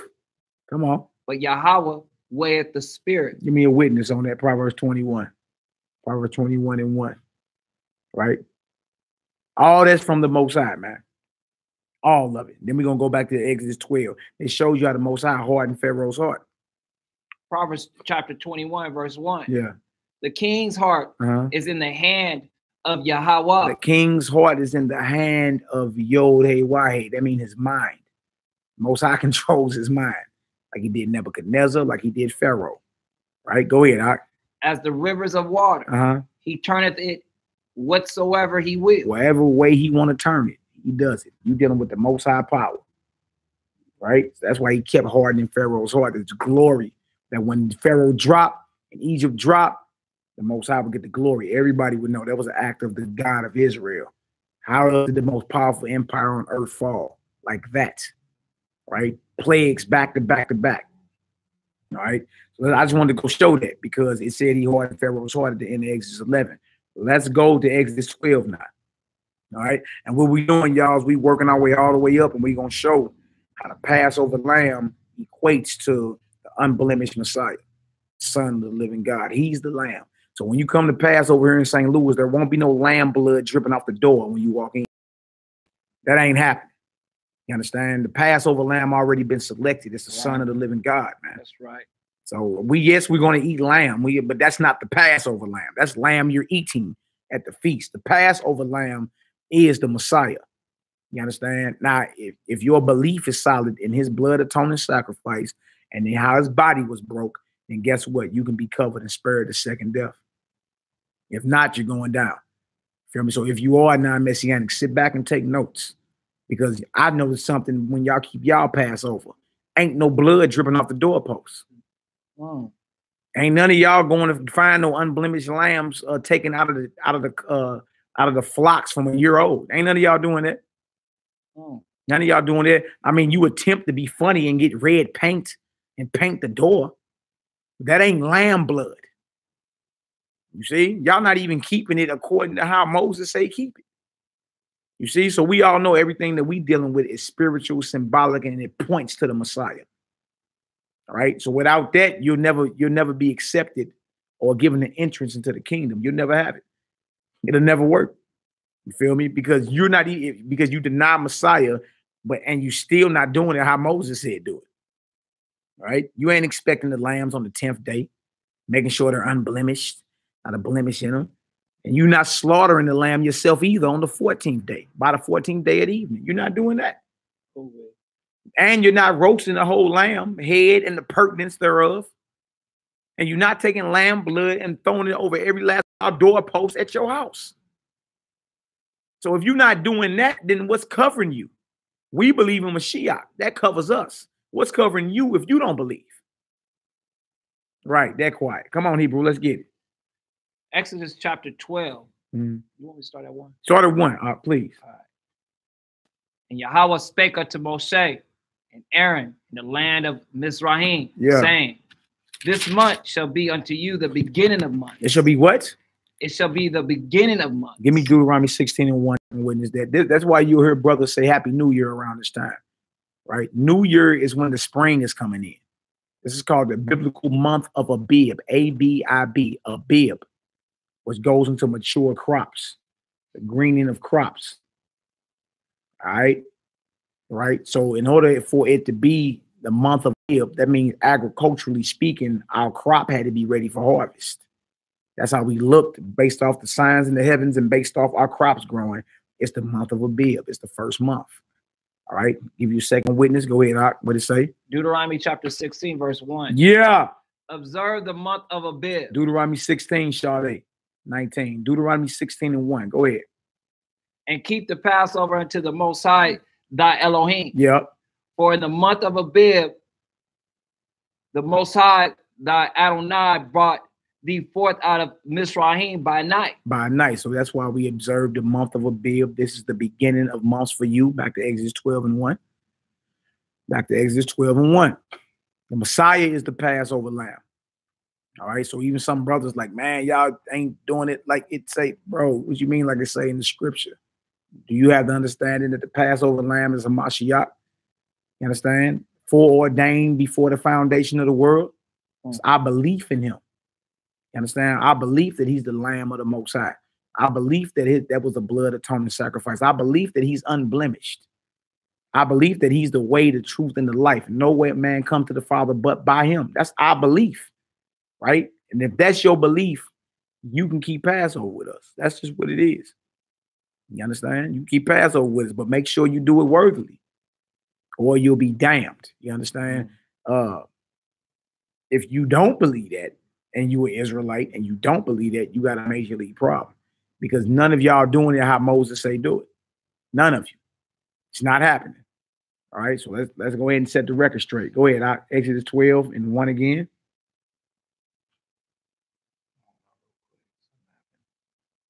Okay, here we go.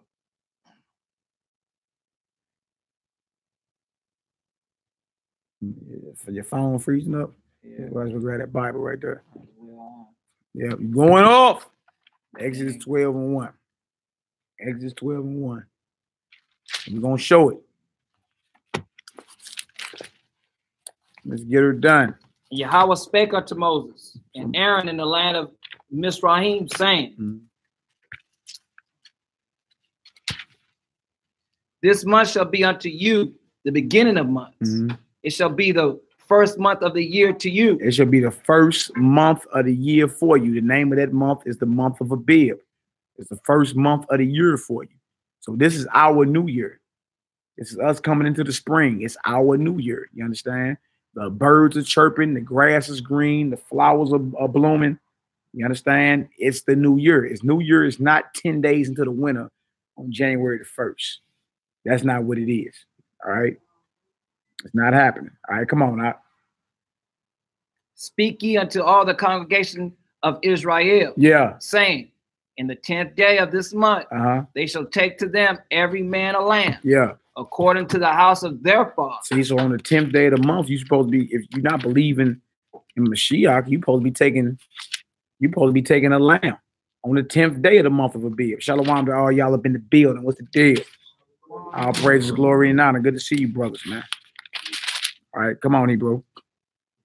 According to the house of their fathers, a lamb for an house. And if the household be too little for the lamb, let him and his neighbor next unto his house take it according to the number of the souls. Yeah, so everybody was in on this. Say you couldn't afford the lamb. You dig? You still had to get with the house next to yours or whoever was relative to you, and everybody still had to go in on the lamb, right? It couldn't be like I spent $100 on lamb and you ain't even got $5 to show. We all had to go in on it. You're not leaving no brothers and sisters out. You understand? That's why I say tarry ye one for another when it comes to the Passover. Right? It wasn't no leaving nobody out because you couldn't afford it. Nah, this is what it is. Let's get it done. All right. So on the 10th day of the month, that lamb had to be chosen and inspected all the way up until the 14th that evening. All right. By the evening of the 14th, all the lambs had to be slaughtered. All right. And again, you killing thousands of lambs. When you read Josephus, he tell you. It was thousands of lambs killed in Jerusalem. You ain't like going to the store and getting some hot dogs and throwing them on the grill. And they ready in 15 minutes.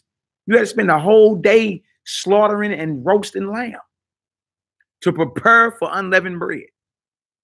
All right, come on, let's get it. Every man according to his eating shall make your account for the lamb. Yeah. Verse 5. Your lamb shall be without blemish. Shall be what? Shall be without blemish. Meaning perfect, without spot. And that's powerful because the Messiah, you understand, is a lamb without blemish according to the New Testament. Matter of fact, we need to go show that real quick, don't we? Let's go ahead and precept it on out, huh? 1 Peter 1. Let's go to 1 Peter 1. Y'all hold the spot. We're gonna go show the 10th day, him basically being inspected by the priest. We're gonna show that too, and we're gonna show how he unblemished. I'm gonna show it. We're gonna do the same thing. So we can show beyond a shadow of a doubt he the lamb. All right. So first we're gonna go show he's unblemished. All right. Then we're gonna show on the 10th day. On the 10th day, how he basically was arguing with the priests up in the temple. You know what I'm saying? Which means he's being inspected. Because they basically like, who are you? Who you think you are? You understand? So while he's being murdered, all the lambs were being murdered as well. That's the day. That's the day that's Passover. By the evening of the 14th, he had to be crucified, and he was crucified by the 9th hour. You understand? Taking off the sepulchre, Shabbat, it's not Shabbat Shalom, sister. Taking off the execution stake and laid in the sepulchre that no man had ever laid before. And then he was in there 3 days and 3 nights before resurrection. You understand? So he's actually the Lamb of the Most High, and he played it out to the T. All right. So if you're non-messianic, take notes. Take notes. You feel me? You need to be reading this New Testament through a Hebraic lens. You really understand what's going on. 1 Peter 1. 1 Peter 1, go to 13. Read 13 on down for me. Let's show that the Messiah is unblemished. And we're going to show that he is the Lamb. And that on the 10th day, you understand, he basically was being inspected by the naysayers, which makes him unblemished. He's unblemished because he never sinned. He's flawless, right? Now they had to get a lamb that didn't have no defects in it, right? Not based off how the lamb was born, but because it had no defects, all right? Like they combed through it and it was flawless. The Messiah is unblemished because he never sinned. Flawless, making him unblemished, all right? So read that for me. 1 Peter 1, verse 13. Start at 13, that's right. Wherefore, gird up the loins of your mind. Yeah. Be sober. And hope to the end for the grace that is to be brought unto you at the revelation of Yahushua HaMashiach. No, say gird up your loins, right? We're supposed to eat the Passover with our loins girded. Gird up the loins of your mind, though, the spiritual, right? And hope to the end for the grace that it be brought unto you at the revelation of the Messiah. So if you're non-messianic, take notes. Here it is. All right, go ahead. As obedient children. As what? As obedient children. What does it mean to obey? Who knows? What does it mean to obey? Follow instructions. Halfway following? No. All the way following. All right. So he says, be obedient. Gird up the loins of your mind. Be sober as obedient children. Right? Go ahead. Not fashioning yourselves according to the former lusts in your ignorance. Right. So the old man is dead. He don't even exist no more. Right? All right. Go ahead. But as he which have called you is holy, so be ye holy in all manner of conversations. So what we speaking is supposed to be righteousness. We're supposed to be speaking about the kingdom, loving one another, exhorting one another. You feel me? To work righteousness. All right, go ahead. Because it is written, be ye holy, for I am holy. Come on. And if you call on the Abba, who without respect of person judges according to every man's work, pass the time of your sojourning here in fear. For as much as ye know that ye were not redeemed with corruptible things, as silver and gold, from your vain conversation received by traditions from your fathers, but with the precious blood of Hamashiach, as of a lamb without blemish. As a lamb what? As of a lamb without blemish. Wow. And without spot. Wow. So it's the blood of a Mashiach, not the lamb blood in Egypt. The blood of Messiah, without blemish, without spot. Exit 12:5 said your lamb got to be without blemish, right? Didn't it say it? Well, this said Messiah is the lamb without blemish, right? If they had the lamb blood in Egypt, they had to put over the doorpost. He said, no, you redeemed by the precious blood of the Messiah. So it's a belief. It ain't like we was there 2,000 years ago and it sprinkled on us. It's a belief you have. That's why your belief is so important. It's your belief in what happened that makes you clean and sealed.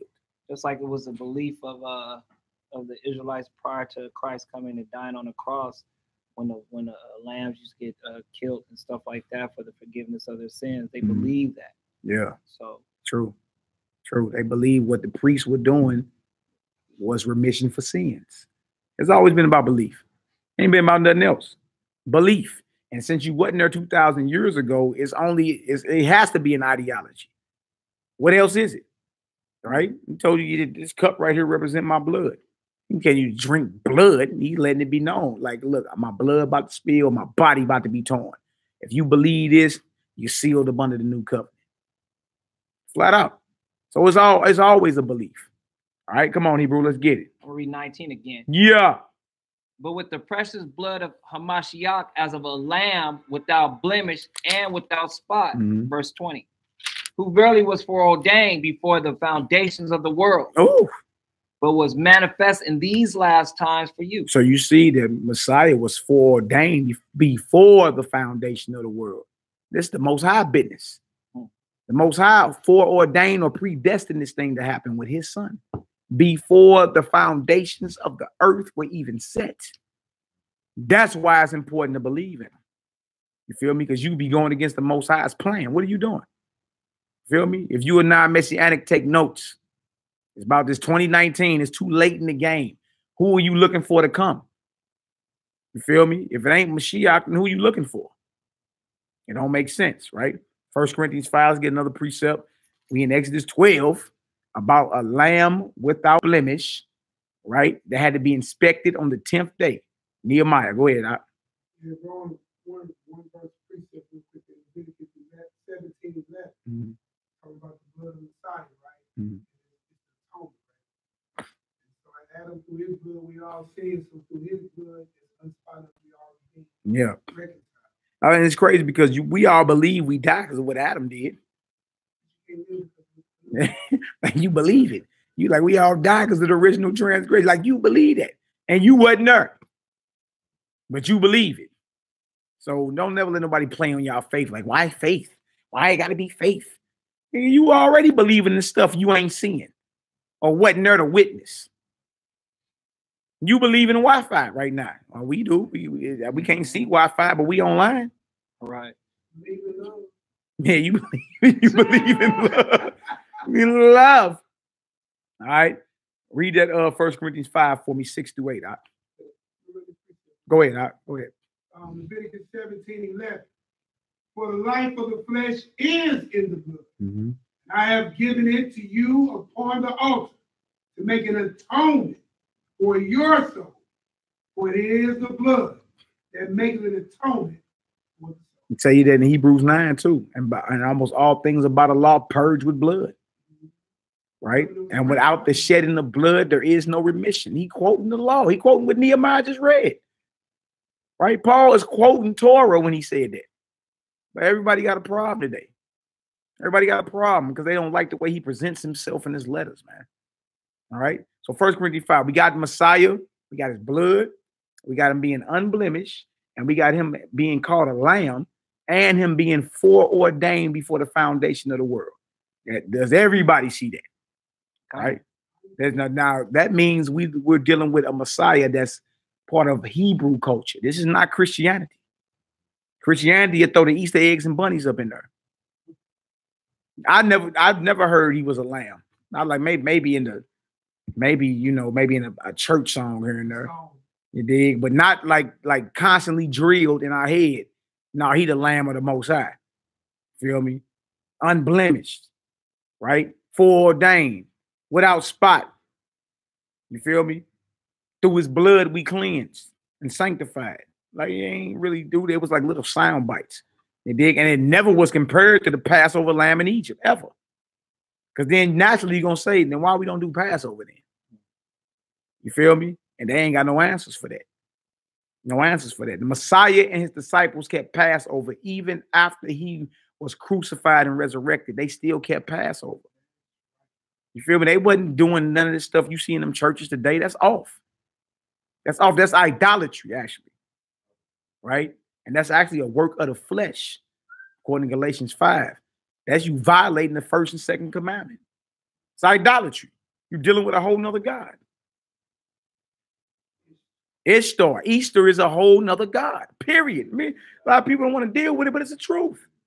The bunnies and eggs is a sex fertility ritual. That's what it is. It has nothing to do with the scriptures at all. All right, so let's get 1 Corinthians 5 real quick. Let's do 6 through 8. Let's show it. Then we're going to go back to Exodus 12. Your glorying is not good. Know ye not that a little leaven leaveneth the whole lump? Now we're dealing with unleavened bread because it's the feast of unleavened bread, right? Come on out. Purge out therefore the old leaven, that ye may be a new lump, as ye are unleavened. For even Hamashiach, our Passover, is sacrificed for us. The Messiah, our Passover, is sacrificed for us, right? Come on, Hebrew. Therefore, let us keep the feast. He's in Corinth telling them, let us keep the feast. Right? Let us keep the feast. Come on. Not with old leaven. Not with old leaven. Go ahead. Neither with the leaven of malicious and malice, neither with the leaven of malice and wickedness, but with the unleavened bread of sincerity and truth. That's how you need to show up to the feast, in sincerity and in truth. And then you will be considered unleavened. Right? So even the unleavened bread has a spiritual implication to it. Leaven, puffed up bread, red rising, is symbolic for yeast. And on the health tip, you already know that stuff destroys you. That's why it's good to go through these 7 days of unleavened bread. Brothers be losing weight. You understand? Feeling better. You understand? It's good. It gives your body a rest from all that leavening. You understand? And that's just real. So spiritually speaking, leaven represents sin. Unleavened, what we call matzo, right? And if you write it out in Hebrew, matzo or mitzvah means commandments. Nobody want to talk about that. Just write it out in Hebrew. It's spelled the same way. Right? Matzo, mitzvot, is still spelled the same way in Hebrew. It means commandments. The word for unleavened is the word for commandments in Hebrew. There you go. Keep the commandments and don't sin. And don't put the leaven in your cars for a whole week. Man, just get rid of it. You know I mean, too many times people be trying to say, because you about to bring the sin right back into your house. Yeah. Now, some people be trying to do that, man. Like, well, it says in all my dwellings, so I'm just gonna put all these Twinkies and all this bread in my trunk. No, how about you just throw it away? Right. How about you just get rid of it? I get that spirit of compromising out of her, man. It done did us bad too many times. But you want to use American law to say your cause your dwelling place when you got your pistol. Oh wait. Wow. Wow. Real talk, man. I'll get rid of it, man. Stop trying to figure out ways to hold on to what's dead. Stop tiptoeing. Stand up and be real. All right. So we got the Messiah being crucified, right? Him being called the Passover, right? Him being called unblemished, right? We got all that so far, and we still in Exodus 12:5. Right? A little leaven leaveneth the whole lump. Okay. Now we got to deal with matter of fact, give me John the 1st chapter. We got to deal with him being called the Lamb again by John the Baptist, who initiated or baptized. John chapter 1. Start around verse 29. And then we're gonna get into the 10th day, and then we're gonna go back to Exodus 12. So yeah, this thing line right up, man. It line right up. I always remember that you got Passover, unleavened bread preparation, and then you got the actual feast. Passover is the preparation for the feast of unleavened bread, because you had to kill all these lambs. If you think I'm lying, read Josephus. He'll tell you how many lambs had to get killed during Passover. Thousands. You can't kill all them lambs in 1 hour. You got to spend a whole day. You feel me? That's why the Messiah's Last Supper was literally his Last Supper. That was preparation for Passover. That's why by the evening of the next day, he was already put in the ground or put in the sepulchre. He was already crucified. You dig? And they said, look, the Sabbath draweth nigh. That's the first day of unleavened bread. All right. All right, let's get her done. John chapter 1, verse 29. The next day, Yachanan seeth Yahushua coming unto him, and saith, Behold, the Lamb of Yah, which taketh away the sins of the world. Now, trip off how John the Baptist had to be in spirit to say, Behold, the Lamb of the Most High, which taketh away the sins of the world. He's comparing him to the Passover lamb. Because if you had that blood over your doorpost, you was exempt from judgment, meaning your sins were wiped away. All right. So John in spirit knew, well, he would have to be the Lamb of the Most High, which taketh away the sins of the world. So we ain't making this stuff up. You feel me? It's right there in your Bible. He's called the Lamb, not the Easter bunny. The Lamb of the Most High, which taketh away the sins of the world. That's Messiah. That's Messiah. All right. Go ahead. I'll read on down. Read on down to 36. This is he of whom I said, after me cometh a man which is preferred before me, for he was before me. Yeah. And I knew him not, but that he should be made manifest to Israel. Therefore, manifest to who? To Israel. Or revealed to Israel. Come on. Therefore, am I come baptizing with water? Come on. And Yachanan bear record, saying, I saw the Spirit descending from heaven like a dove, and it abode upon him. That's right. And I knew him not, but he that sent me to baptize with water, the same said unto me, upon whom thou shalt see the Spirit descending and remaining on him, the same is he which baptized with the Holy Ghost. That's right. That's right. So it ain't just water immersion. You got spiritual immersion and by fire. That's right. That's what happened in Acts the 2nd chapter with the disciples. They got baptized with fire and spirit. You see what I'm saying? And even before that, they was all dunked in the water as well. You feel me? And just to stop looking at it like a Christianity thing, it's initiation into this way of life. You understand? Even the priests in Exodus 29th chapter, they had to get immersed. They had to spend 7 days on within the temple courtyard, and Moses had to perform rituals for 7 days, so they would be consecrated as high priests. And one of the rituals they had to do was get baptized, immersed. Look the word up in Hebrew; it means to immerse, to wash. Well, this ain't nothing new. You understand? This is initiation into this way of life. That's what it is. We looking at this thing from a Christianity lens. Look at it from a Hebraic lens. And you won't have no problem doing what your master did. Problem is, we still looking at this thing like it's church. This is not church. This ain't got nothing to do with Sunday church. It has everything to do with our people, our culture. You understand? All right, come on now. Verse 34. Yeah. And I saw and bear record that this is the son of Yah. Again, the next day after Yachanan stood and 2 of his disciples, and looking upon Yahushua as he walked, he said, behold, the Lamb of Yah. And the 2 disciples heard him speak. No, you say the Lamb of Yah. You feel me? See what he called him? Verse 29, he said, which taketh away the sins of the world. All right. Read that next verse, and then we're going to get this prayer on. It's 10 o'clock. Verse 37. Yeah. And the 2 disciples heard him speak, and they followed Yahushua. They followed him. It did. All right, let's get this prayer off, y'all. It's 10 o'clock, which means it's roughly the first hour over in Jerusalem. If you were living in Israel, you'd be just getting up, getting your work day started. Right? So morning, like David say in Psalm 50 chapter, morning, noon, evening, I will pray unto thee. You also got your 9th hour prayers. Acts the 3rd chapter, the heavens were open, the man was healed. You got your 3rd hour prayers. That's when the Holy Spirit descended from on high in Acts the 2nd chapter. So we've been praying according to Jerusalem time. All right. And if I'm lying, while my ox Shebaniah just say, yeah, literally just getting started. He live in Israel. So if you was just living over there, you just be getting your date started. He right here on the post. Right. So Shebaniah, go ahead and let your whole house know we about to say your house prayer in Hebrew. Y'all, we praying on one accord with even our people in the land now. Understand? And blessings are opening up. And the Most High is dealing with us, man. So we want to stay humble. You understand? And we want to make sure we're doing what thus saith the Most High. 9th hour in Israel, when the Messiah died, or when the man was healed, or when Cornelius was visited, is not the 9th hour here in St. Louis. We're 8 hours behind them, Central Standard Time.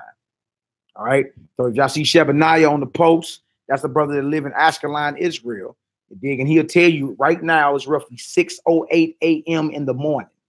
And he said, yeah, I'm literally getting up, getting my day started. So he naturally will be what? Pray first and then All right, so all praises. All right, if y'all can repeat after me. Abinu, Shabbat Shemayim, Yikadesh, Shimka, Tabo, Malkuteka, Yeyase, Ratzonka, Kabashimayim, K, Baaretz, Etlakem, Kukenu, Tanglanu, Hayo, Uslaklanu,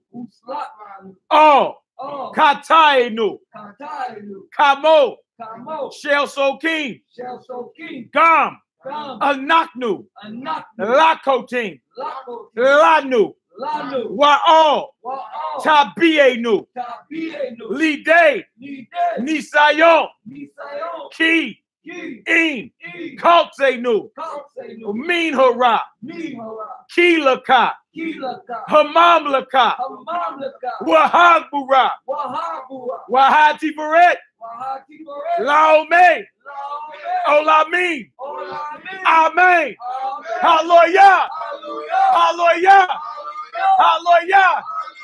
Praise the mighty Yah, Yahoo in English. Our Father in heaven, holy is your name. May your kingdom come, and your will be done on earth as it is in heaven. Give us this day our daily bread, and forgive us our sins as we also have forgiven those who sinned against us. And lead us not into temptation, but deliver us from the evil one. For yours is the kingdom, and the power, and the glory, forever and ever. Amen. Hallelujah. Hallelujah. Hallelujah. Praise the mighty Yah, Yahoo. Let's get her done. You be delayed, man. You gotta catch up. Hallelujah. Catch up, man. Going off. We're supposed to be in sync. Man, I'm old, man. Man, I ain't trying to hear you old, man. This brother going off right here.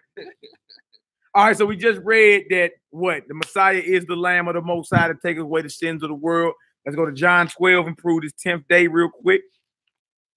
John the 12th chapter. Then we're going to go back to Exodus 12. All right, so far we got lamb, unblemished, inspected on the 10th day. Dig. Then we're going to get into the blood over the doorposts. You know, the blood and the unleavened bread and, You know, the whole thing is precept. When you precept the whole thing down, you see he is the Lamb of the Most High.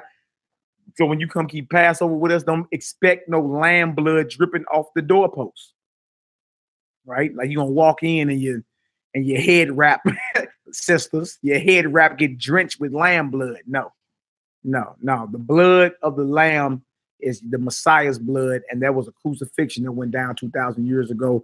If you believe that, you understand, and you drink of that cup and you break of that bread, you understand, you are sealed up under what's called the new covenant. Just don't get your name blotted out by being evil. All right, it is what it is. All right, so let's get her done. We go to John 12 real quick. Let's get a timeline going. All right, let's get a timeline going. John chapter 12. John chapter 12. All right, verse 1. Then Yahushua, 6 days before the Passover. 6 days before who? The Passover. All right, so Passover is the 14th day at evening. It's the end of the 14th day, right? If it's the end of the 14th day, what day are we transitioning to, Nehemiah? Yes.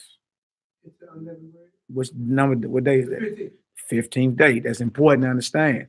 But if Passover starts the end of the 14th day, the evening of it, right? By the time the sun is down minutes later, it's the 15th day, the first day of unleavened bread. All right. So 6 days before the end of the 14th day put us at the end of the 8th day, don't it? I'm saying at the end of the 8th day, right? Going into the 9th day. Is that true or not? If the Passover is at the end of the 15th day, the evening of it, right? By the time the sun go down, you're in the 15th day. All right. So the end of the 14th day, if you go back 6 days, you at the end of the 8th day. All right. Transitioning to the 9th day. Does everybody see that? All right. Let's keep reading. Before Passover came to Bethany, where Lazarus was, which had been dead, whom he raised from the dead. There they made him a supper. So Lazarus eating with him. You dig? Who he already raised from the dead. They done made a supper for him. They made a meal for him. All right. It's roughly, I would say supper too. They're showing you it's the evening. It's dinner time. You feel me? So by the time he finished eating, he into the 9th day. That's just what it is. All right, come on, Knock, let's get it. There they made him a supper, and Martha served. But Lazarus was one of them that sat at the table with him. That had to be powerful, boy. Your partner dead and you resurrect him, boy, and he's sitting at the table eating. Woo! Man, come on, Knock, let's get it. Then took Mary a pound of ointment of spikenard, very costly, and anointed the feet of Yahushua, and wiped his feet with her hair. Ooh. And the house was filled with the odor of the ointment. The odor of the ointment. I trip off that. She had to have some woolly hair. You dig? She couldn't have puppy dog hair wiping the Messiah. Like, stop it. You know what I'm saying? You be paintbrushing that ointment on her. She had to have some woolly hair. You understand? And a lot of it. Yeah, and a lot of it. Exactly. Exactly. And those that said a pound of ointment. A pound, bro. That's a lot of oil. That's a lot of oil. You know what I'm saying? All right, come on, Doc. Let's get it. Then saith one of his disciples, Judas Iscariot, Simon's son, which should betray him. Why was not this ointment sold for 300 pence and given to the poor? Come on. This he said, not that he cared for the poor, but because he was a thief and had the bag and bear what was put therein. Now, trip off that. Judas actually was the bag man for the Messiah now. He was a thief too, but trip off that the thief had the bag because they actually collected money. You understand? They wasn't walking around not collecting money. They actually collected money and was looking out for the poor, being resourceful out there. But trip out who the bag man was. A thief. A thief. Judas, the one that betrayed him, was the bag man. Ain't that crazy? Right? And we ain't got enough economics amongst us to have a bag man. He ain't got to be a thief. You understand? But notice that how they rolled. They had a bag man. They had somebody that was a treasurer that was in charge of the money so they could be resourceful and make certain moves out of it. Why we don't do that? When you see the jewels you get when you slow down and read this Bible, boy, you like, dang, hold on, Messiah and them had a bag, man. Okay. I wonder how much money they had. You know what I'm saying? Just how much money was they collecting? Yeah. Go ahead and Google 300 pence, brother. See what they come out to in modern currency, man. See what they come out to in modern currency. All right, come on, Knock. Let's get it. John 12, verse 7. Now realize, again, 6 days before the Passover. Passover is the end of the 14th day, right? So he sits down and make a supper for him. So it's safe to say by the time he finished eating, we into the 9th day. That's safe to say. Hell, I mean, by the time you finish eating Passover, you're gonna be into the 15th day, unleavened bread. Right. All right. So we actually in the 9th day, the beginning of the 9th day, where we at, where he gets anointed. The woman come wipe his hair. Judas say whatever he says. All right. He says whatever he says, and he like, you know, we could have sold that and gave it to the poor, not because he cared for the poor, but because he was a thief. All right. It's giving us a time frame. All right, go ahead. Let's get it. Then said Yahweh, let her alone. Leave her alone. Go ahead. Against the day of my burying have she kept this. The whole time he was letting them be known. My body got to be broke. My blood got to be spilled. I got to be buried. Can you imagine that? The whole time, your straight master, the man you done laughed with, joked with, ate with, he done sat down, broke off the mysteries of the kingdom of heaven to you. Can you imagine him telling you the whole time, look, I got to go, so I'm going to be murdered. Come on, Doc, let's get it. For the poor always ye have with you, but me ye have not always. Yeah. Much people of the Jews therefore knew that he was there. And they came not for Yahweh's sake only, but that they might see Lazarus also, whom he had raised from the dead. That's right. So many of the Israelites, Yahudim, they're there. All right, go ahead. But the chief priests consulted that they might put Lazarus also to death. They're trying to put him back to death. They're trying to cover up his power, man. All right? Messiah was crucified because of hatred amongst the brothers. Yes, it was prophecy, you understand? But they would have never been able to do any of that had not hatred been there, and not the anger been there. That's what we've been talking about lately. Like, how are you hating your own people? Right. That's that spirit that crucified him. And when we get to the book of Acts, the disciples was checking the priests in them. Like through a wicked mind, y'all crucified the Son of the Most High. All right, come on, Doc, let's get it. Because that by reason of him, many of the Jews went away and believed on Yahweh. You heard it? So, you know, you heard these so-called white evangelicals. None of the Jews believed in Jesus. Right. Right? That just said many of them believed. Many mean majority. It was the sellout leaders of our people that handed them over, man. The ones that ain't want to step down from their seats. But I said many of them believed. Right? If you go back a chapter, you get many of them believing too. Also in the 8th chapter of John, many of them believing. So that whole white evangelical mindset that all the Jews rejected Christ. That's a lie, man. Peter and them was Jews. All the disciples was Israelites. Paul was an Israelite. What are you talking about? So we need to stop that vibration, man. Don't let none of these white evangelicals tell you that, oh, it's cute now you claiming Israel, but you know, none of the Jews accepted them. That's a lie. Straight out of the mouth of Satan. Many of our people believed in the Messiah. The poor loved him. All right. So we in day 9. You understand that so far, right? All right, come on, Doc, let's get it. John 12, verse 12. Uh-huh. On the next day. On the what? On the next day. What day we in not in? 10. We in day 10. Right? When we go back to Exodus 12, we gonna see that on the 10th day of Abib, they had to select the lamb and inspect it to make sure it was unblemished. Well, let's see what he doing on day 10. All right, on the next day, come on. Much people that were come to the feast. What they doing at the feast? It ain't the feast yet, is it? Why? Because the lambs had to be selected on the 10th day. It makes sense that Israel is starting to come up to Jerusalem for the feast. If the feast don't start to the end of the 14th day, but on the 10th day, the lambs must be selected. Right? That's why they coming up. All right? Read that 12 again. Let's get it. On the next day, much people that were come to the feast, when they heard that Yahweh was coming to Jerusalem, took branches of palm trees and went forth to meet him and cried, Hosanna, Blessed is the King of Israel that cometh in the name of the Master. Now, trip up the Hosanna is Hebrew, Hoshiana. It means save now. You hear what they saying to him? They saying, save us now.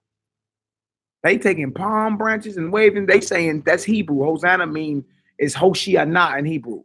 Save us now. Save now. Blessed is he that come in the name of Yod-Heh-Wah-Heh. So that means they knew. They actually knew that he was the Messiah. They knew he had the power to save. Oh, come on now. And Yahushua, when he had found a young ass, sat thereon, as it is written, fear not, daughter of Zion. Behold, thy king cometh, sitting on an ass colt. That's Zechariah 9:9. That's prophecy. It was prophesied how he would even enter Jerusalem. Right? Not on a glorious chariot with silk garments. You understand? He came riding in. Came riding in. You feel me? Humble. All right, go ahead. Verse 16. These things understood not his disciples at the first, but when Yahushua was glorified, then remembered they that these things were written of him, and that they had done these things unto him. The people, therefore, that was with him when he called Lazarus out of his grave and raised him from the dead, bear record. For this cause the people also met him, for that they heard that he had done this miracle. The Pharisees therefore said among themselves. No, they gathered the council. All right. The Pharisees said among themselves. Go ahead. Perceive ye how ye prevail nothing? Behold, the world is gone after him. Jump back to chapter 2 real quick, John's 2nd chapter, because there's something else you need to know what happened. When he rode in on that, how he rode in and he hopped off, he did something else. All right. That's why it's good to precept this whole thing down. Go to John chapter 2. We'll start at verse 13. John 2:13. And the Jews' Passover was at hand, and Yahushua went up to Jerusalem, and found in the temple those that sold oxen and sheep and doves, and the changers of money sitting. And when he had made a scourge of small cords, he drove them all out of the temple, and the sheep, and the oxen, and poured out the changers' money, and overthrew the tables. So when he rode in, he went up in there and started handling business, overthrowing tables, whipping naysayers about the temple and everything. Right? This was one of them acts that really like sealed this deal. They got him killed. Once you start going at the money, you're going at the money changes. You're going at the banks. You understand? Like this was political. His execution was political as well. It wasn't just prophetic. It was political. You had different political parties involved. Then he just went at the money changers, flipping tables. You feel me? Making a cord, whipping cats about the temple, flipping over tables, man. Like that was really like one of the last acts that sealed this deal. Ben was trying to kill him, right? But when he ride in like that and with that type of authority, right? And he ride in humble, but he get up off there and he start handling business. That scared everybody. Yeah. Yeah, and everybody screaming, Hosanna, Hosanna in the highest. Blessed is he that come in the name of Yahweh. Blessed is he that cometh in the name of Yahweh. And bro, it ain't just, if you read Josephus, it ain't just 10 people saying this. It's thousands of brews saying this in unison. Like the whole city shaking. You watched the documentary on it. It was talking about how political it was. And once he died, his boy came and bought his body and put him in the sepulchre. Yeah. And they was like, look, they don't even want him in the sepulchre because it lined up with prophecy too much. That's how you knew from how priests with prophecy. They were trying to stay hardest to dismingle with prophecy. Yeah, it was. So people would stop believing. Yeah, they was.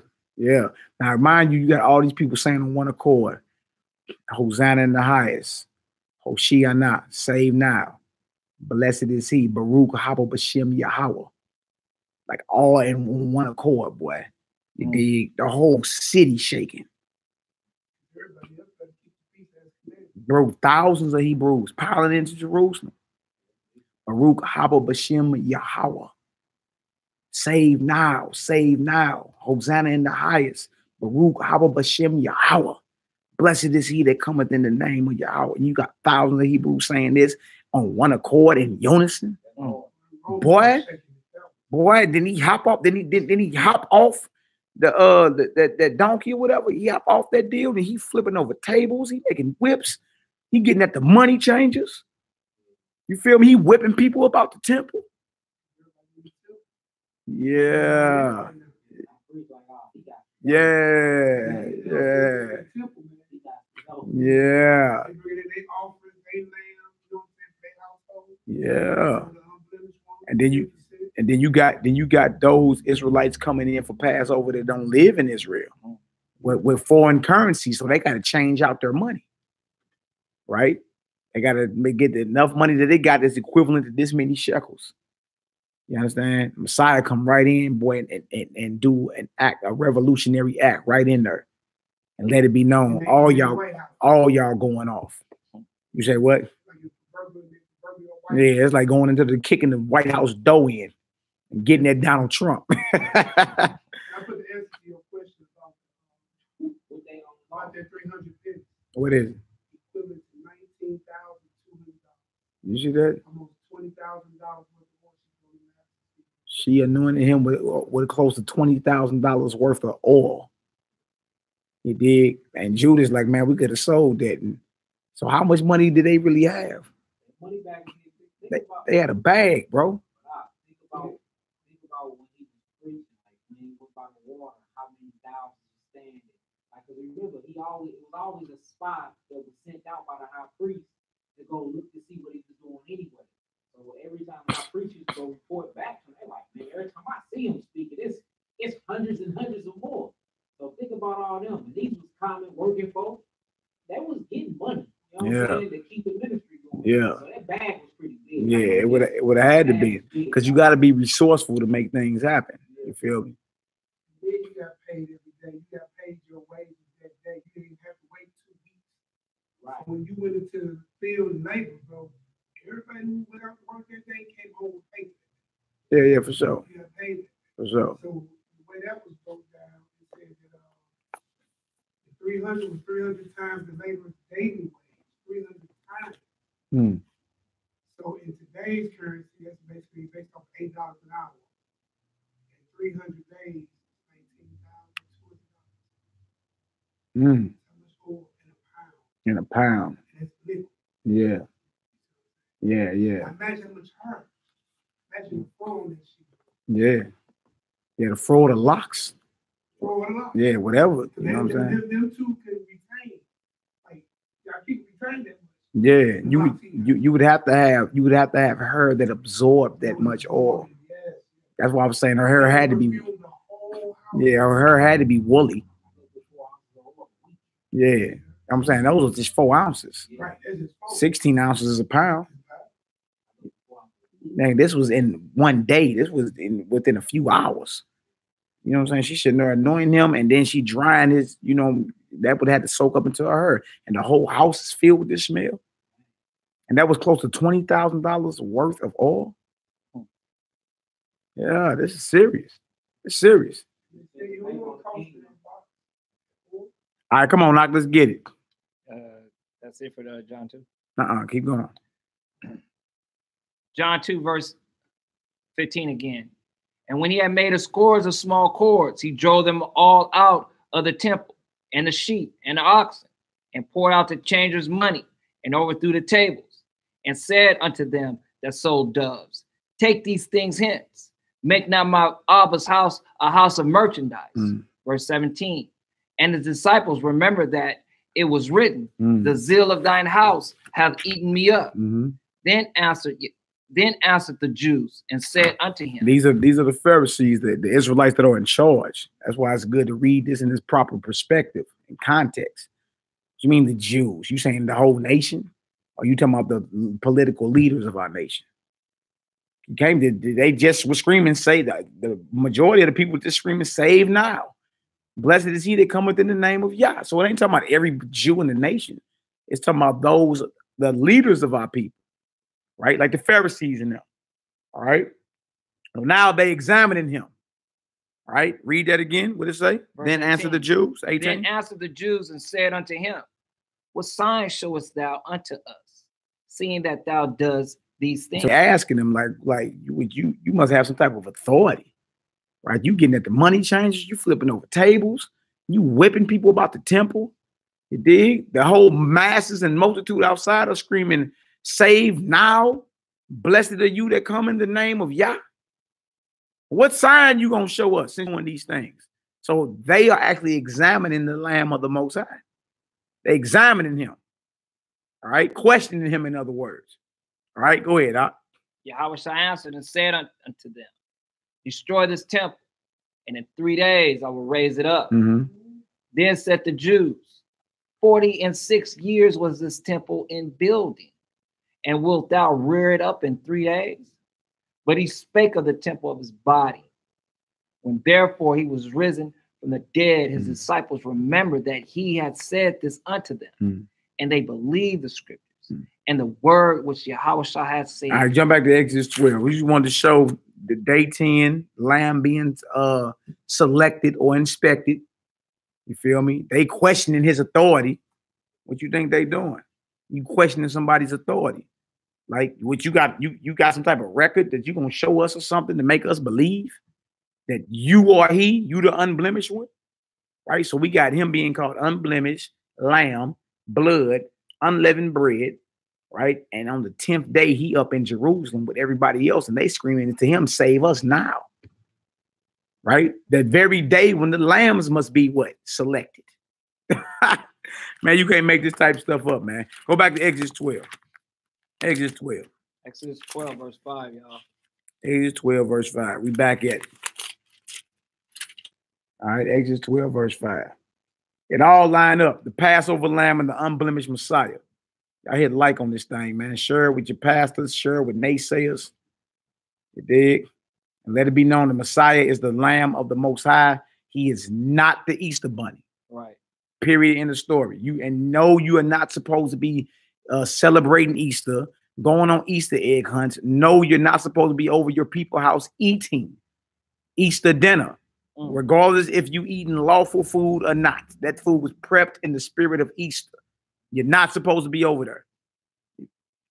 You feel me? If you find yourself around any of your people, you better be correcting them and letting them know this is not in the Bible. We are not supposed to be doing this. This is not the time to be compromising. Period. In the story. We back to Exodus 12. Verse 5. You say what up? You ain't gonna be eating anyway once you go in and tell them they off. Exactly. Exactly. You go in and tell them they off, you ain't gonna be eating anyway. Drop it and just keep it moving. No. Let's get her done. Your lamb shall be without blemish. Yeah. A male of the first year. Uh-huh. Ye shall take it out from the sheep or from the goats. Yep, the lamb coming out of the sheep or the goats. All right, go ahead. Without blemish. Go ahead. And ye shall keep it up until the 14th day of the same month.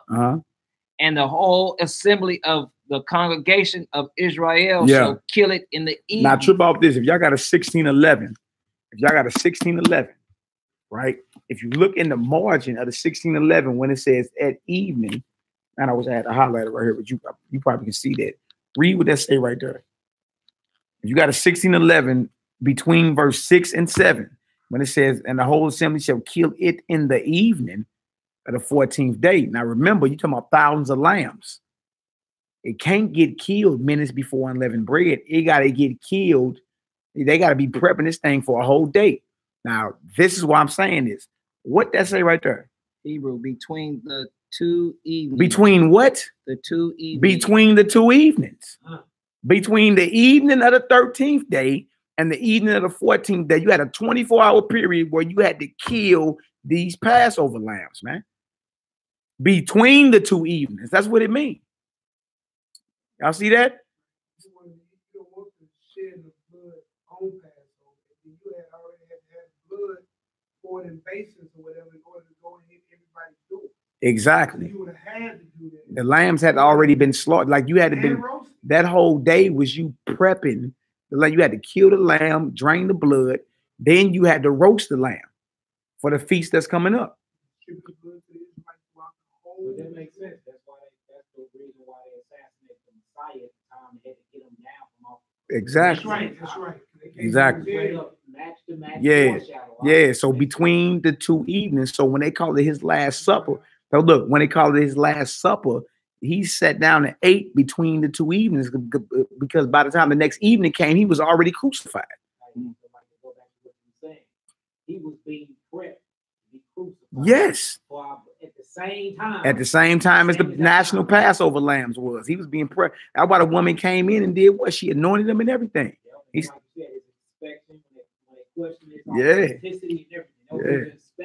that was his inspection. They wanted to question his authenticity to make sure, you know what I'm saying? Because if you got that type of authority, you better be unblemished. You better be flawless out here. Notice right there in the margin, it say Hebrew between the two evenings, which makes sense because if you got to kill thousands of lambs for Passover, you're not about to do that in 1 hour. You got to spend a whole day, right? So from the evening of the 13th day, going into the beginning of the 14th day is when he sat down and ate with his disciples. That was his last supper. He ate on the 14th day. It's just at the beginning of it. By the time the next evening came around, by the 9th hour, he was already crucified. They had to take him off the execution stake, prep his body, and then put him in the sepulcher. By the time the sun went down, that was going right into the Feast of Unleavened Bread. Yeah. That's what happened. That's the timeline. And then when you get into it, now it makes sense why he called it the unblemished Lamb of the Most High. Because while they were actually killing the Passover lambs during that 14th day, between the evenings, Messiah was being crucified as well. He got arrested, right? He got brought before the Sanhedrin, which was the Israelite courts. Then they took him before the high priest, and then the high priest and them took him before Pilate. And it was early in the morning, it say, right? And then he hung on that execution stake from like the 6th hour to the 9th hour, then he died, right? That's all the 14th day of Abib, right? By the time the evening came, he was already off the execution stake, wound up in them claws or whatever, and laid in a sepulcher that no man had ever laid. And he laid in there for 3 days and 3 nights. Then he resurrected. Yeah. Ain't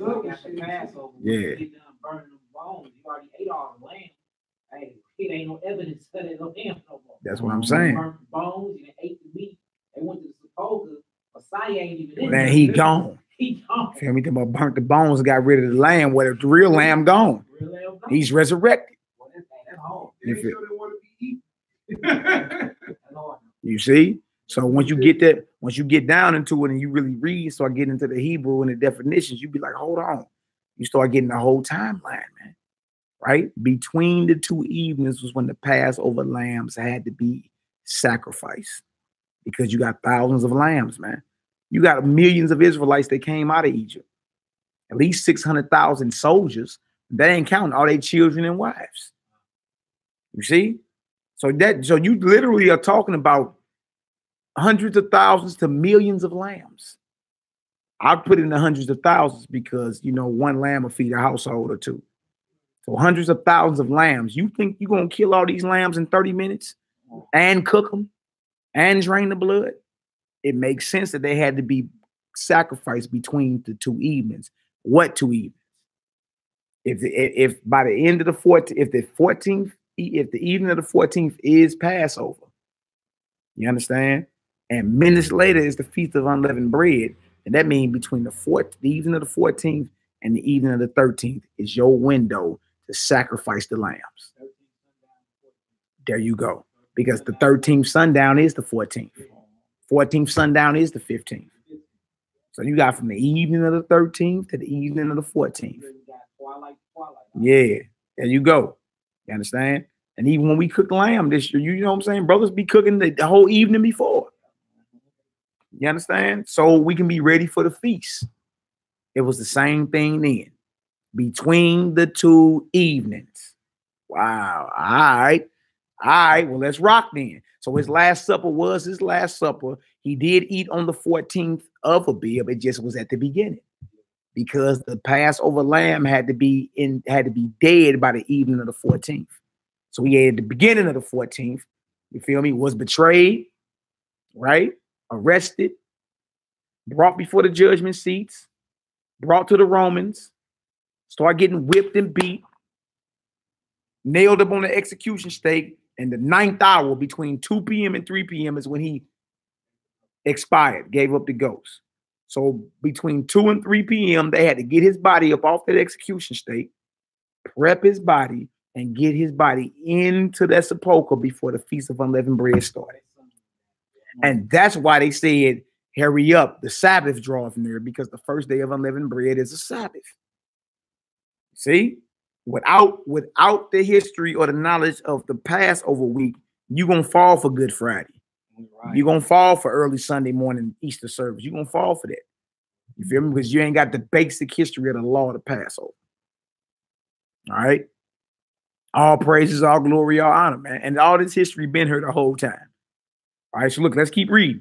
Exodus 12, verse 6. And ye shall keep it up until the 14th day of the same month. And the whole assembly of the congregation of Israel shall kill it in the evening. And they shall take of the blood and strike it on the 2 side posts and on the upper doorposts of the houses. Yeah, so the blood of the lamb, right? Give me Romans 5 real quick. Romans 5. Go ahead, Nick. What's funny is like 2 doorposts, upper posts, and you know they spilled them out on both sides when his blood was spilled. Yeah. Down the post.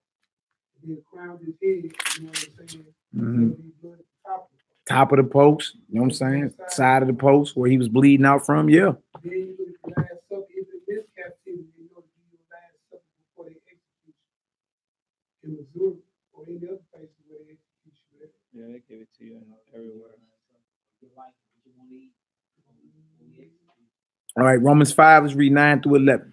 Romans 5, 9 through 11. Let's go show the blood. So we already identified the Messiah as the unblemished lamb, right? On the 10th day being inspected. We've already identified the unleavened bread, right? All of it. Every main element of Passover, we already been identified. Dealing with Messiah. From the 10th day to the 14th day, all of it. Him being a lamb, him being unblemished by his blood, us being redeemed. You see what I'm saying? So it's all playing out. So we can't call this a Christianity thing. This is a Hebrew thing. Right. Because it's foreshadowing the Torah. Yeah. Romans 5, 8 through 11. Romans 5, 8 through 11. Again, y'all hit share. Y'all hit share. Share with your pastors, share with your naysayers, share with everybody. You understand? And it's time, Israelites, for us to especially during Passover week, man, stay humble and keep your head down. Later for all the running your mouth. Understand? We just witnessed 5 deaths in 48 hours, a sister fall out of the belief of the Messiah, and a lot of hatred and madness being spewed as if the Most High ain't doing some spring cleaning. Don't be next on this hit list. Don't be next to get your head hit, man. This is not no time to be playing. All right? Do not eat the Passover unworthily, because you'll be eating damnation unto yourself. And what does it mean to eat it unworthily? Eating it with all this type of malice and hatred in your heart.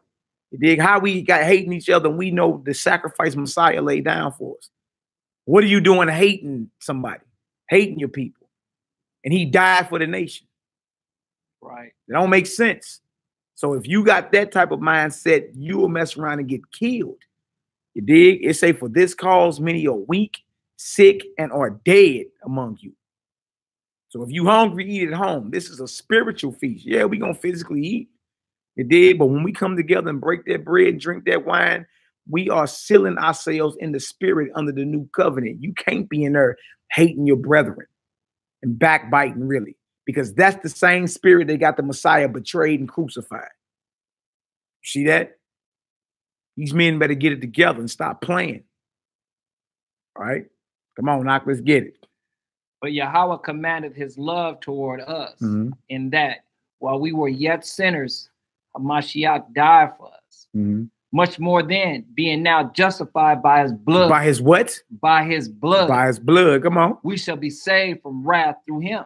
Yeah. Yeah. Saved from wrath. Like in Egypt, right? When the destroyer came through, you were saved from wrath because the blood was over the doorpost. Yes, sir.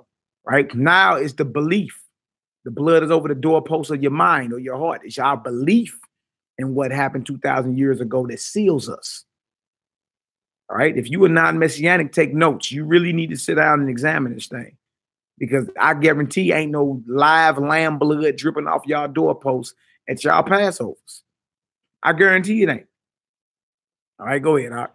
For if, when we were enemies, we were reconciled to Yahweh by the death of his bond son, much more being reconciled, we shall be saved by his life. And not only so, but we also joy in Yahweh through our Master Yahweh Shah HaMashiach, by whom we have now received the atonement. We have now received the atonement. We see the blood, right? Give me Hebrews 9.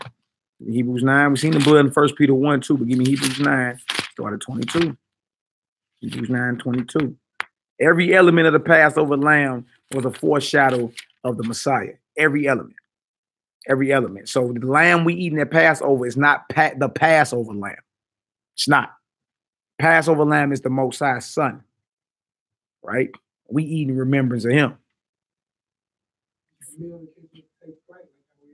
Yeah, so you know, some people saying you can't keep Passover unless you eating physical lamb. That's not true. That's not true. The Passover lamb is Yahweh Shah. You understand? It's your belief in him you're partaking. Right? And heard it over you. You ain't keeping Passover. You ain't eating the lamb, bro. The lamb is the Messiah. And majority of the lambs that everybody eating their Passover, you ain't go slaughter yourself.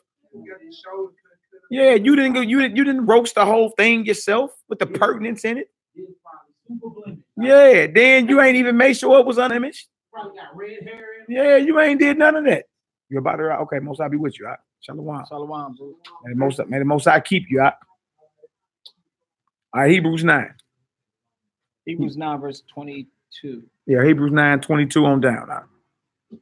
And almost all things are by the law purged with blood. That's right. Come on. And without shedding of blood is no remission. It was therefore necessary that the patterns of things in the heavens should be purified with these, but the heavenly things themselves with better sacrifices than these. Yeah, so almost all things are by the law purged with blood. Nehemiah read it earlier, Leviticus 17, 10, I think verse 10 and 11. It's about the blood atonement. You understand? So Paul or Shaul was quoting Torah. Almost all things are by Torah purged with blood. And without the shedding of blood, there is no remission of sins. Right? And then he go into, okay, well, it was necessary for what was happening in the Torah to have a pattern, you understand, of what Messiah was doing, but his sacrifice is greater. All right, go ahead, Ak, let's get it. For Hamashiach is not entered into the holy place made with hands, which are the figures of the truth. So he not entered into the temple that was made with hands, which is just a shadow or a figure of the true temple. Where the true temple at? In the heavens, right? Remember, Moses was given the blueprint of that, and then for the tabernacle, and then Solomon expanded it from the blueprint he got from David. It's still the same layout. It just was made bigger. We got them up on the back wall back there, tabernacle cutaway, right? And if you go all the way to the left right there, you see Solomon's temple. Solomon's temple is just a larger rendition of the tabernacle right there. You see what I'm saying? But all these were made with the hands of men. So Shaul was saying Messiah ain't entered into the Holy of Holies made with hands, means hands, but he's entered into the true. What true? The true temple or tabernacle that Yahweh made, right? Well, that's in the heavens. That's in the heavens. All right. And that's where he made reconciliation at. All right, go ahead, Ak, let's get it. Hebrews 9, verse 24. For Hamashiach is not entered into the holy places made with hands. Yeah. Which are the figures of the truth. But into heaven itself. Into heaven itself. Come on. Now to appear in the presence of Yah for us, nor yet that he should offer himself often, as the high priest entereth into the holy places every year with blood of others. For then must he often have suffered since the foundation of the world. Yeah, so he ain't doing this thing every year either. This was a one-time offering, right? Because if he did it every year, then he would have been crucified every year. Yeah, it's a one-time in and out. Either you believe it or you don't. All right. Some of us just all in on it. Just like, look, I ain't none of that. I look at a Facebook post and I start doubting who the Messiah is. I mean, if you don't know, I sleep well at night. I sleep well at night knowing who the Messiah is. Well, you dig? It's just what it is. I don't have those doubts in my mind. Like, no, it may not be him. What if it's someone else to come? Man, the whole point is, if it ain't him, you need to get to finding out who. You understand? The whole point, he got to be born in Bethlehem, and you claiming you an Israelite over here in the West. And you telling me he ain't been born yet? And when the hell we going back to Israel so he can be born? Then we got to get kicked back right out that deal and go right back through slavery for another 2,000 years. If it ain't him that we reading about, then who? You ain't got it, man. That's the whole point. You feel me? So I sleep well at night knowing who he is. I don't have no doubts in my mind. I know what happened. You understand? Now, like I say, a wayward sister just dropped the ball and fell off the bus the past 2 days. You dig? I'm like, you're finished. You're finished. You straight denying him now. You know what I'm saying? And that's what it is, man. Like, certain people just never arrive at that understanding. They'd be so quick to jump out of here and claim they filled. She was like, I'm filled with the Ruach and, the Ruach HaKodesh. And you used to talk all that jive. Like you knew what you was talking about. The Ruach is leading me. I must be obedient.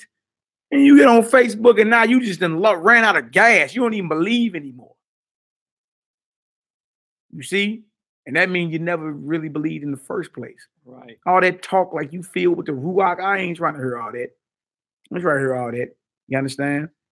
Who is a liar, but he that denieth that Yahushua is the Son of the living power. He's the anti-Messiah. And that's what's being said. You got all right, Hebrew, let's get it. But now, once in the end of the world, have he appeared to put away sin by the sacrifice of himself. That's it right there. That's it for that. Okay, let's go back. Let's go back to Exodus. Shalom, Mark, what's the word? Let's go back to Exodus 12th chapter. Exodus 12th chapter. All praises, all glory, all honor to the Most High, the owner, creator, and possessor of all things. All right, Exodus 12. Exodus 12. So we see the blood of the Lamb that makes the atonement for the sins, right? That we may be saved from his wrath. You know what I'm saying? It is what it is. You understand? So all praise, all glory, all honor, that we may be saved and spared from the wrath to come. Like what they put the lamb blood over the doorposts, they were spared or exempt from judgment in Egypt. See? It ain't even chemistry, man. It's just simply lining up precepts to see, okay, that's what it is, man. All right? That's what it is. Exodus 12, verse 8. Yeah. And they shall eat the flesh in that night, roast with fire, and unleavened bread, and with bitter herbs they shall eat it. So roast with fire, you dig? Bitter herbs and all that, they shall eat it. Come on. Eat not of it raw, nor sodden at all with water. So you're not supposed to boil. The lamb was never supposed to have been boiled, right? It was roasted. Come on now. But roast with fire. So Messiah is compared to a burnt offering. All right. You say, well, how can he be a burnt offering? Why was Abraham told to offer up Isaac as a burnt offering? Right. Why in Judges 11, Jephthah was offered, he put his daughter up as a burnt offering. Or meaning an ascending offering, something that's favorable to the Most High. Shalom, y'all, shalom. Something that's favorable to the Most High, an ascending offering. Right? Something that's well-pleasing to the Most High, right? All right, come on, Hebrew, let's get it. His head with his legs and with the pertinence thereof. Where you at? Exodus 12, what? Verse 9, the end of verse 9. Yeah. Going to 10. And ye shall let nothing of it remain until the morning. And that which remaineth of it until the morning, ye shall burn with fire. Come on. Verse 11. And thus shall ye eat it with your loins girded. With your what? With your loins girded. Come on. Your shoes on your feet. Right. And your staff in your hand. Come on. And ye shall eat it in haste. Eat it how? In haste. Come on. It is Yahweh's Passover. That's right. So this ain't you, sitting there taking your time, girl, high-fiving. You did. We're supposed to eat this. We're supposed to eat this deal in haste, prepared, as if we leave in captivity. You understand?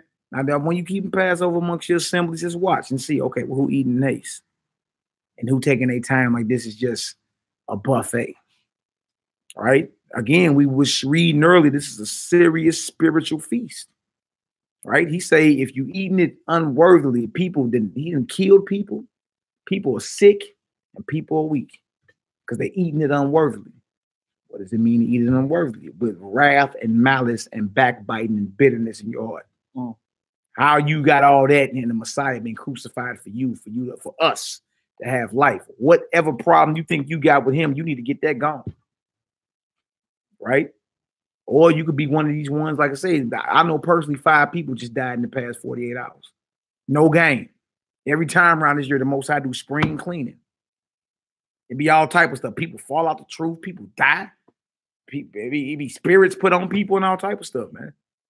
This is the time for us to stay humble and remember, 2,000 years ago, we would have been days out from the execution of our Lord. Days out. And then can you imagine even going through that and seeing that? It wasn't nothing funny to them. They wasn't around this deal two-stepping. They was ducking for their lives. You see what I'm saying? It's a serious time of the year, man. This is nothing to play around with. So brothers and sisters need to get themselves together. Take this thing serious, man. This is not the Golden Corral. This is not Big Mama Peach Cobbler. You understand? This ain't you. We just, oh boy, we just read the scripture up. We'll say, if you hungry, you better eat before you get there. Right. This ain't got nothing to do with you eating to satisfy your hunger pains. This is a spiritual feast. And if you're not right, the Most High will jack you up because you're not honoring the sacrifice his son laid down for us. You see? So let everybody examine themselves, man. Examine yourself. Right? All right, let's get it out. Exodus 12:12. Mm-hmm.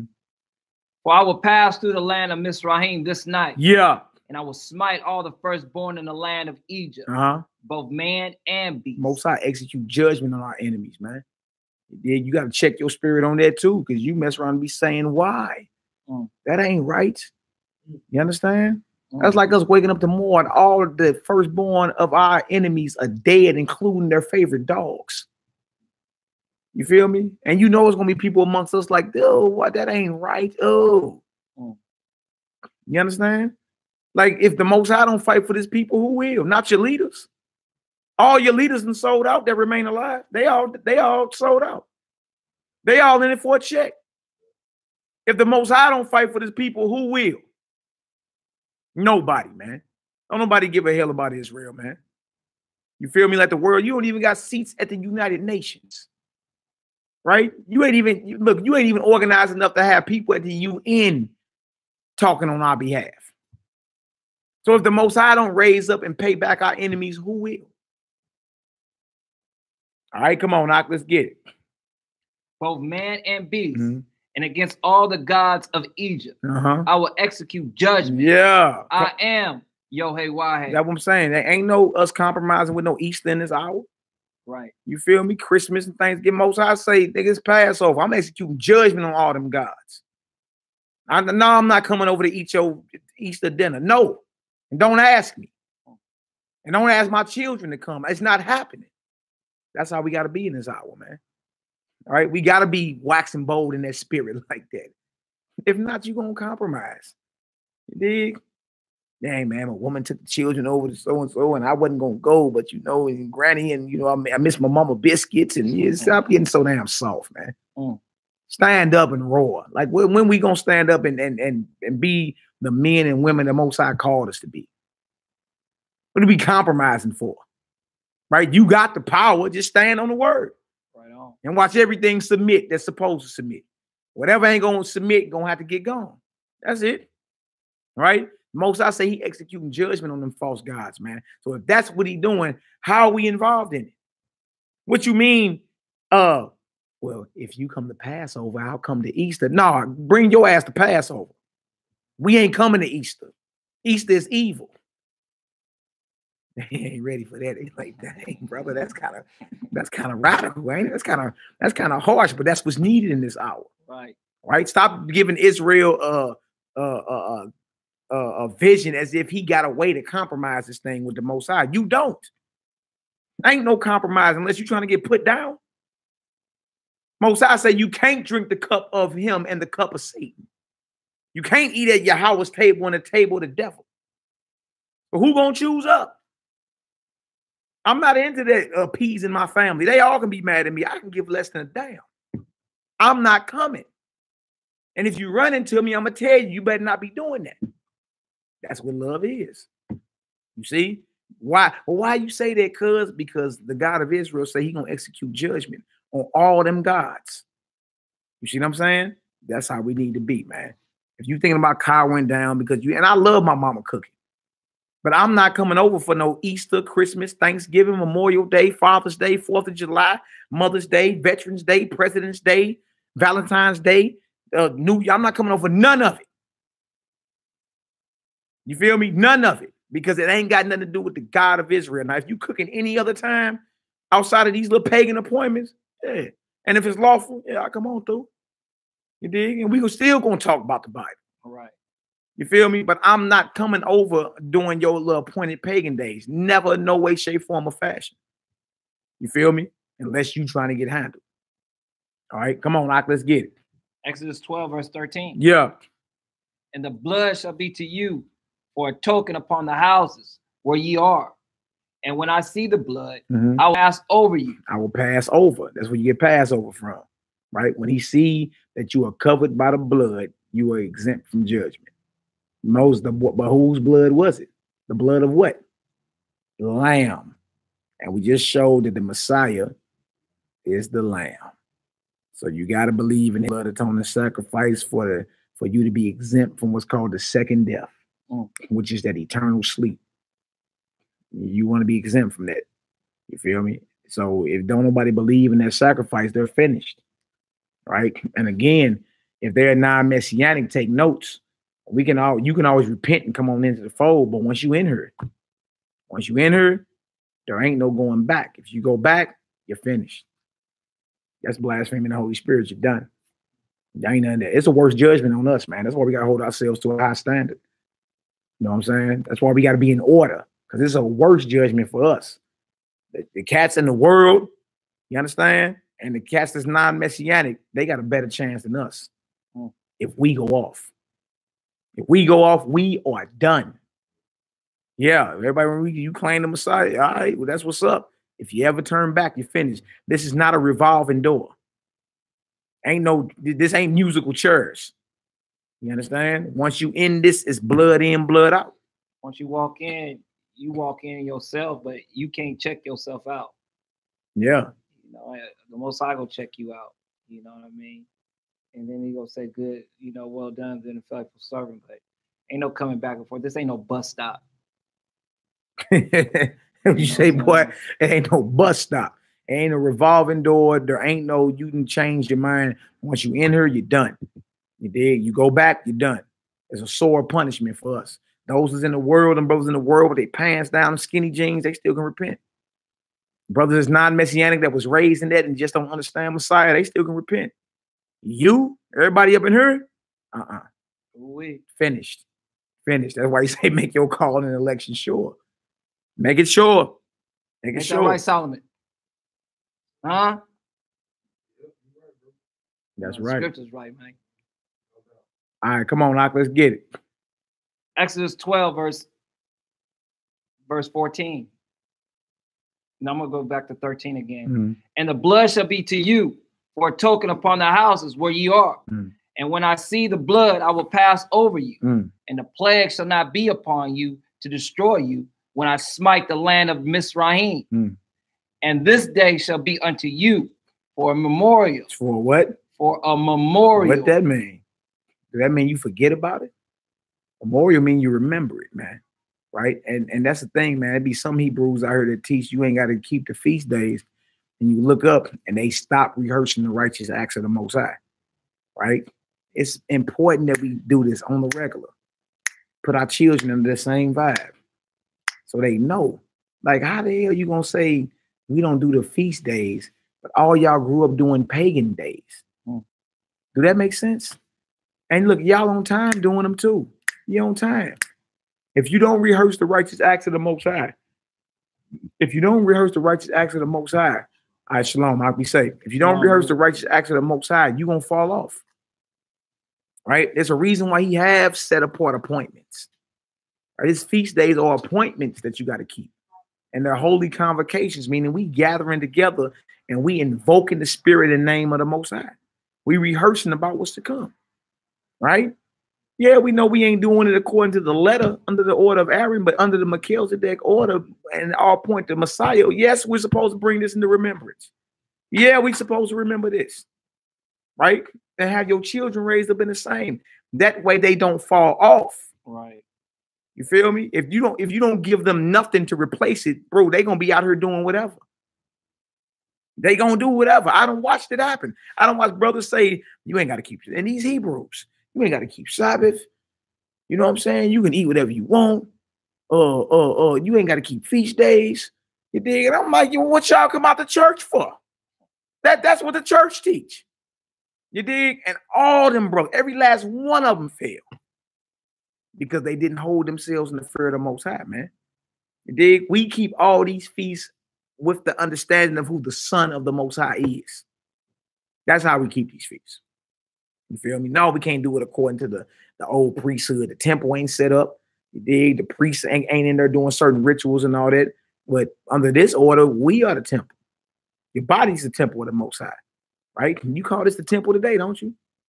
Yeah, this is the Holy of Holies. If the temple is your body, this is where God meet with man at. Ark of the Covenant, right behind you. That's your mind. That's your brain. That's this right here. This is where the Most High meet with you at. That's where the Most High met with man at when the physical temple was standing. That's the Holy of Holies is right here. You see, so your body is the temple, right? The priest in the temple, administering in Yah's temple, is the set apart spirit, the spirit of the Most High. You see what I'm saying? And if you got belief in Messiah, then all those rituals that they was doing is fulfilled. That don't mean don't keep the feast. That mean understand the higher spiritual understanding of what they were doing in the letter. I got the high priest up there on the wall. Y'all see that? I got the Solomon's temple right there on the wall. We got the tabernacle up there on the wall. You see? What I don't say. Oh, yeah, and we got the archaeology in the Bible right there. All this up on the wall. You see? And all that's important. All that's important. That's archaeology right there in the Bible. All the artifacts they done found. People talking about the Bible ain't real. That's the light-skinned high priest. That's not a white man. Look at his beard. He look like my uncle. Light-skinned high priest. There go Solomon Temple right there. You dig? There go the tabernacle. Moses is set up in the wilderness with the tribes pitched around. All right, and there go the attributes of the Most High. You dig? Yeah, all that's back there on the wall. So to raise awareness. You understand? So you can look at these things. So you can look at these things in the physical and understand how they apply spiritually. Messiah is the high priest now, after the order. You understand? Your body's the temple. So where does the Most High meet with man at? Right here. Right? I should have followed my first mind. You see? And if you ever look at the floor plan of the temple from overhead, it looked like a man laying down like this. It looked like a man. That's why when Paul said that and you really start studying the temple, it'll blow your mind. He said, man, you the temple. Y'all, your bodies are the temple. And then you look at the floor plan. If you ever built something, you got to, you know what I'm saying? You got to draw it out like on a floor plan, like a blueprint, right? If you look at that, the blueprint of the temple from above, right? If you look at that, it looked like a man laying down on his back, head, shoulder, arms, legs, and all. It's real talk. You dig? So when he said that, it was like, bro, they dealing with the deeper mysteries of the scripture. It makes sense, right? All right, well, who body was crucified so that you could become the temple? Messiah, man. It's real easy, man. It's real easy. It ain't even hard, man. It ain't even hard, man. You feel me? People just make it hard. It's the truth. All right. So look, let's finish this off. We're gonna read on down to like verse 29, and then we got to go show the unleavened bread or the leaven of the Pharisees. And then we're going to close on out. All You right. dig? But the whole thing was to show the Messiah or the lamb, or Passover lamb, and the unblemished Messiah. How all line up. And every attribute we done went over. You understand? And then we got to go show the bitter herb or the sting of death.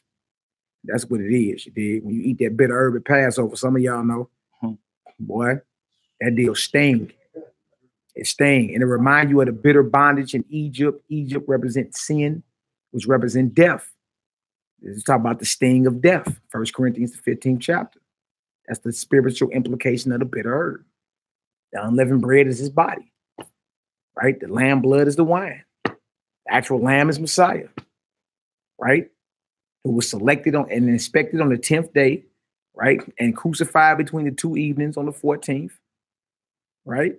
That's all. We just went through the whole thing. Just went through the whole thing. There's no reason for nobody not to believe in him. Right. No reason, man. You feel me? Unless you just don't want to. That's the problem. Or you've been blinded. You've been blinded. All right? Come on, Doc, let's get it. Exodus 12:14, verse 14. And this day shall be unto you for a memorial, and you shall keep it a feast to the Most High throughout your generations. Throughout your generations. Are you an Israelite or not? Well, if you an Israelite, does that mean you still supposed to be observing this, man? We just observe it under the order, knowing Yahushua is the unblemished lamb, thus being the high priest after the order of Melchizedek, right? So you won't be doing it because some people like, you can't do it because there's no temple and you ain't no priest doing this. And you, bro, that's the order of Aaron you talking about. You understand? That's been done. And even the non-Messianics know that because they ain't going to no priest and bringing none of that to no temple. You see what I'm saying? All right, so what's the provision so we're not violating Torah then? There got to be a provision there. Something got to be provided so we're not violating, right? Messiah in his whole ministry, man. Messiah in his whole ministry. It's the truth.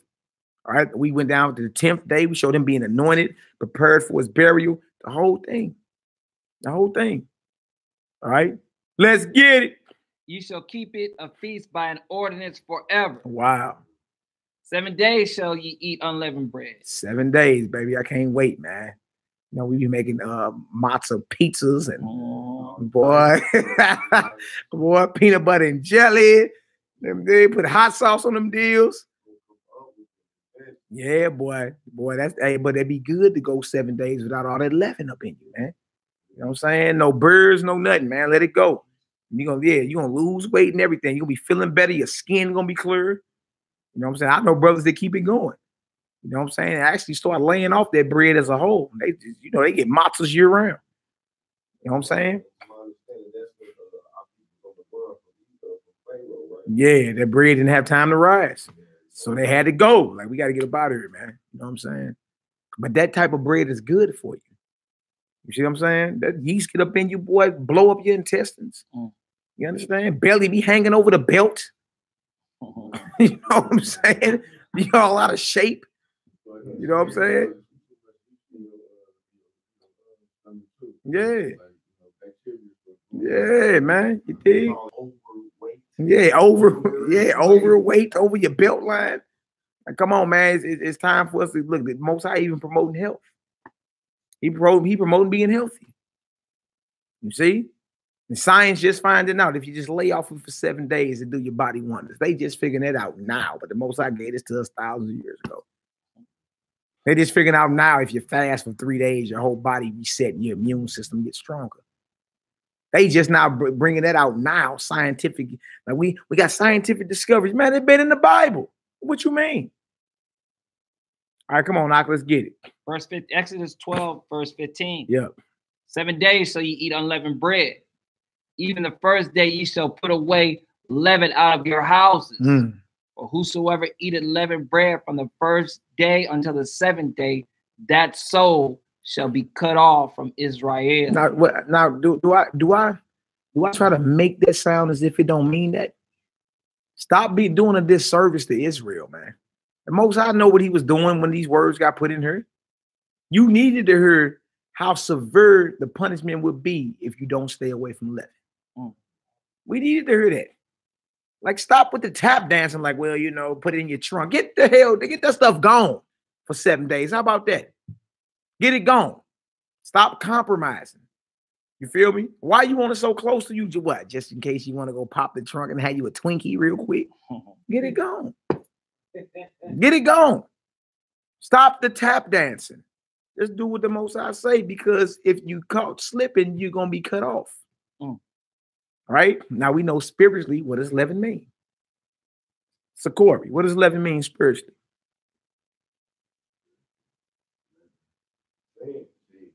Yeah. What scripture, though, do we have for that? Let's do Galatians real quick. Galatians 6. Galatians 6. No doubt out. It's all good. But it's time to remember. It's time to remember these type of stuff. You know what I'm saying? And it's come with studying and repetition over the years. But we got to identify the leaven. You feel me? So we can even understand, even though physically, yeah, we clean them cabinets. Now, we ain't going to tell you what you just only got to do with spiritually. No, he meant physically as well. The spiritual manifests in the flesh. Okay?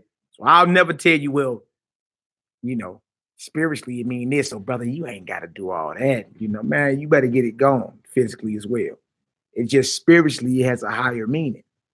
Right? So as you cleaning them cabinets out, right? Dang, let me get rid of this Jiffy. Dang, let me get rid of these breadcrumbs. Dang, let me get rid of this wheat bread. Dang, let me get rid of, okay, let me get rid of all that. Bang. And you should be already cleaning your crib out. Don't wait to the day of Passover to be trying to get it going. You're going to miss something. As of now, you should be already getting all these stuff about your crib a little bit day by day. And as you doing that, you feel me? Once we figure out what it means spiritually, then you say, well, I need to be searching my mind like that to get the sin up out of me. Right? Because whoever partake in sin, what is the wages of sin? Yeah. So now what we just read make all the sense in the world. Whoever partake of the leavens, that soul shall be cut off. And we needed that there so we could understand how dangerous it would be to go against the Most High. Right? Anybody teaching need to stop with the Most High really didn't mean that spirit. Get that on somewhere. You feel me? You ain't trying to get caught slipping, right? And what's the punishment for you obeying what he say? What's the punishment for you not eating leaven for the Feast of Unleavened Bread? Is there a punishment for that? There ain't no punishment. There ain't no punishment. It's only blessings. So stop trying to make it seem as if it don't mean what it's saying. It means what it says. You understand? He say, get it gone, get it gone. All right? Don't even tempt yourself like that. Don't even tempt yourself like that. I know people used to put it outside their back door. Well, it ain't in the house technically. Brother, I hate that spirit. I hate that spirit. I ain't gonna lie to you, bro, because I see it's real subtle, and you see, you feel me, where somebody's looking for a loophole. But the Most High said, just put it out your dwelling. So I'm just gonna put it. I'm gonna put it outside in my garage, and my overpass garage is not connected to the house. Right? Come on, you compromising. How about you just get rid of it? What's wrong with that? Why would you even tempt yourself to know it's that close to where when you start lusting for it, you can go find it? Just get it gone. Yeah.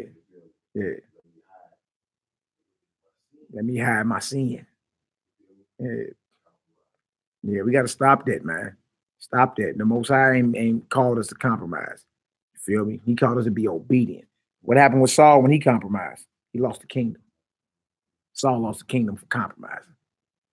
All right, what happened with the prophet of Judah in 1 Kings 13? Right? He got ate by a lion. He finished 75% compromise. What happened with Solomon? Compromise.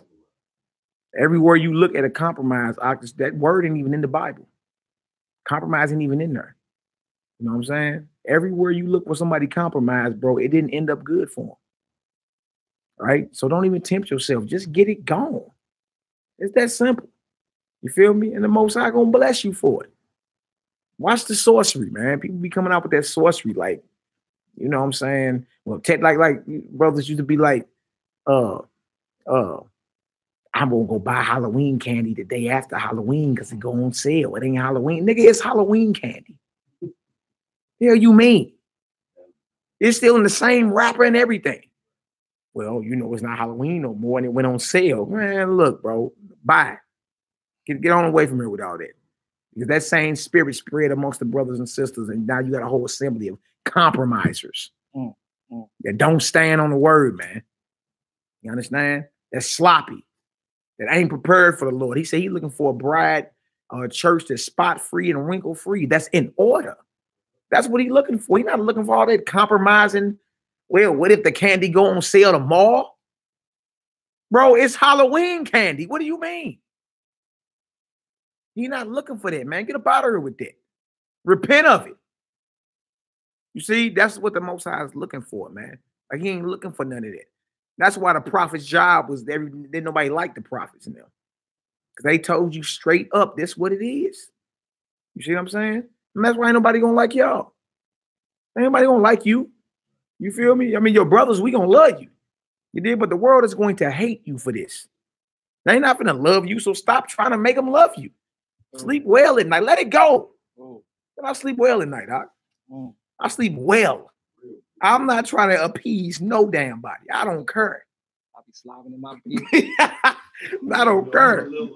I don't care about your feelings. I can care less. I'm simply here to tell you what it is because I love you. And I don't want to see you go them ways. But everybody that compromised in this book I put down, man.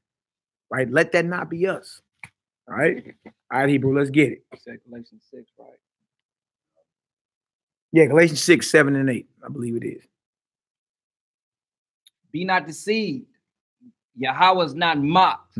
For whatsoever a man soweth, that shall he also reap.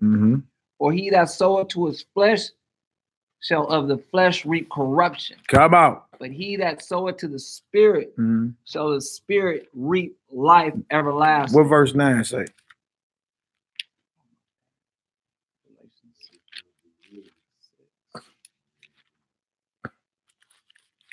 And let us be weary in well doing. No, here. Let me say. I'm looking for the little 11. What's that? 5? Is it chapter 5? Yeah. Go to chapter 5. I'm looking for a little 11, the whole lump. I mean, it's 5 and 7. Yeah, I'm tripping. Go to 5. Galatians 5 and 9. I misfired on that one. Galatians 5 and 9. Gotcha. Galatians 5 and 9. Yeah. A little leaven leaveneth the whole lump. A little leaven leaveneth the whole lump. Let's go back to 1 Corinthians 5 real quick. Let me do 6 through 8. And then I need Matthew 16. We're dealing with the leaven part of this. We done dealt with the lamb, unblemished lamb. We done dealt with the blood, right, over the doorpost. We done dealt with the lamb being inspected on the 10th day, and the lamb had to been crucified or sacrificed by the evening or between the two evenings. By the evening of the 14th day, the lamb had to be crucified or sacrificed. That's Messiah. Everything line up, man. The whole entire thing, right? No reason for you not to believe. There's not. All right. All right, you got that? Let's do that again. 1 Corinthians 5, yeah. Verse 6. Yeah. Your glorying is not good. Know ye not that a little leaven leaveneth the whole lump? A little leaven leaveneth the whole lump. We just read it in Galatians 5 and 9, right? So spiritually, what does leaven mean? Let's read. Purge out therefore the old leaven, that ye may be a new lump, as ye are unleavened. For even Hamashiach, our Passover, is sacrificed for us. Showing you that he's the lamb because he was sacrificed. You don't sacrifice bread. Understand? He's the lamb, right? So purge out the old leaven that you may be unleavened. Right? Let's read, Hebrew. Therefore, let us keep the feast. Let us keep the feast. Let us keep what feast? Passover. The Passover, the unleavened bread. Right? Let us keep the feast. Go ahead, Not with old leaven, neither with the leaven of malice and wickedness. Not neither with leaven of what? Malice and wickedness. Those are works of the flesh. That's sin. You see? So when somebody asks you what does leaven mean spiritually, you would say sin, malice and wickedness. Right? Come on, Hebrew. But with the unleavened bread of sincerity and truth. With the unleavened bread of sincerity and truth. That's how you want to keep all the feasts of the Most High. The unleavened bread of sincerity and truth, right? Matthew 16. Let's get there real quick. Read 6 through 12 for me. And then he gonna compare the leaven of something to the doctrine of somebody. And then we're gonna read how these people act. You feel me? And make sure you ain't bringing that spirit into wherever y'all observing Passover at, man. Do not eat this feast unworthily. You'll kill yourself. And for y'all that don't know, when we read the Corinthians, if you go to 1 Corinthians 10, he was talking to Israelites. He said, all our fathers was under the cloud. All our fathers passed through the sea. And all our fathers was baptized under Moses. That's the Exodus. There weren't no Greeks leaving Egypt with us. Who is he talking about? You see, that's one of the mysteries of the scriptures. A lot of these Gentiles are Israelites, like our people claim to be Gentiles today. A lot of them are. The people just ain't went into the history and showed it, right? It's even in the law that an Israelite can be called a stranger or a sojourner or a foreigner because he didn't live in the land of Israel. So when he came back to the land for feast days or whatever, he would have to dwell with brothers that lived there temporarily, him and his family, to observe the feast. But he's called a stranger in Leviticus, the 25th chapter. See, again, it's a lot of scriptures that get overlooked because you assume it's saying that it's talking about white folk. You feel me? And that's because the white man been kicking our ass these past 400 years. So you read Gentile and automatically think, you feel me, Ned Flanders, Mr. Rogers, right? So when you read 1 Corinthians 10, all you got to do is ask yourself, what no Corinthians coming out of Egypt, was it? Who came out of Egypt with us? Yeah, and our cattle and our animals. You understand? There wasn't no Corinthians that left with us. Was it? What scripture says that? There were no Greeks that left with us. Well, he's talking to Israelites that were living in the lands of Corinth. Like, look, man, this is our history. Our fathers left with Moses. Our fathers went through the Red Sea. Our fathers was baptized under Moses. This is Paul talking. All our fathers. Was Paul a Corinthian? Paul was an Israelite from the tribe of Benjamin. You see? All you gotta do is slow down and reread, man, and you're gonna start seeing certain things jump out. Like, hold on. It did, because a lot of us lost our way. First Maccabees 1, 11 through 15. How does the Israelite become uncircumcised? Didn't it say they were uncircumcised? When they forsook the covenant, Israelites became uncircumcised. Didn't they? That's because they left the customs of the covenant of the Most High and took on the covenants of who? So you taking on a covenant to make you them spiritually. That's what happens. That's what happens. You feel me? Now you see when he say there's no difference between Jew or Greek. He ain't talking about Antiochus Epiphanes in them. Or Alexander the Greek. He letting it be known that Messiah died. You an Israelite that went off, and you an Israelite under the culture and still went off. He died for both of us. There ain't no difference in y'all. Other than that, you got to be saying there ain't no more Greeks out there. There ain't no more Italians out there. There ain't no more Chinese out here. We all know that's a lie. You see? People got to slow down and really retire these 30-year-old expired breakdowns. Like, they're doing us a disservice. You know what I'm saying? And all it takes is for you to look up a few words. You dig? You got concordances right on your phone. And you ain't no excuse for you not to know that I've got a lot of these Gentiles are Israelites. There ain't no excuse. Look up Grecian. They're going to tell you Greek-speaking Jews that left the covenant and adopted Greek cultures and Greek practices. That's Acts the 6th chapter.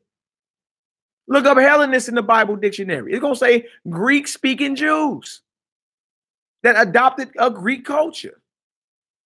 So when he's saying there is no Jew and there's no Greek, he ain't talking about Alexander the Greek. You feel me? He's talking about our forefathers that went off, man, and became that because they forsook the covenant. And our brothers that stayed under the covenant but did not want to admit that Yahweh Shah was Messiah. Paul's argument is he died for both of y'all. There ain't no difference in y'all. Y'all out the 12 tribes.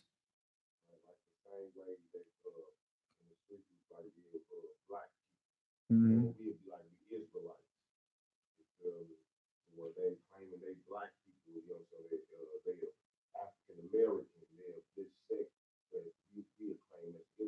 Mm-hmm.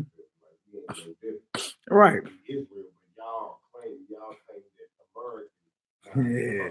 There you go. There you go. And we are the same people. Look, belief divides you. Our people say that's what y'all do down there. Like we different people or something.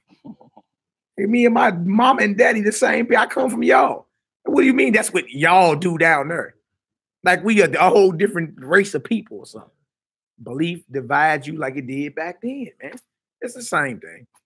It's the same thing. All right, let's get it done, Hebrew. Matthew chapter 16, verse 6. Yeah. No, this brother was not asleep. No, this brother's not asleep. The brother works hard. You do look like you sleep. Your eyes are closed on camera, look like. I do. But no, he's not asleep. He's awake, not. Mike. He's not high. He's not asleep. He ain't none of that. So relax. All right, come on, Hebrew.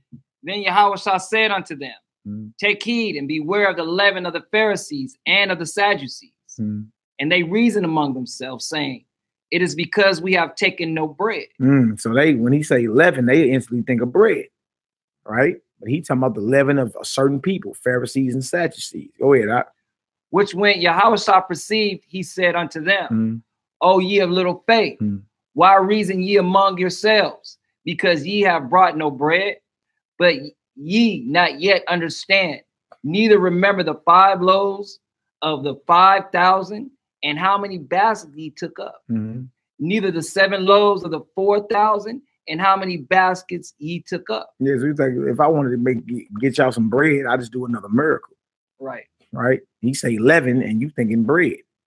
Right. This is the feast of unleavened bread. So this shows you there's a higher spiritual understanding behind the physical feast that we keep.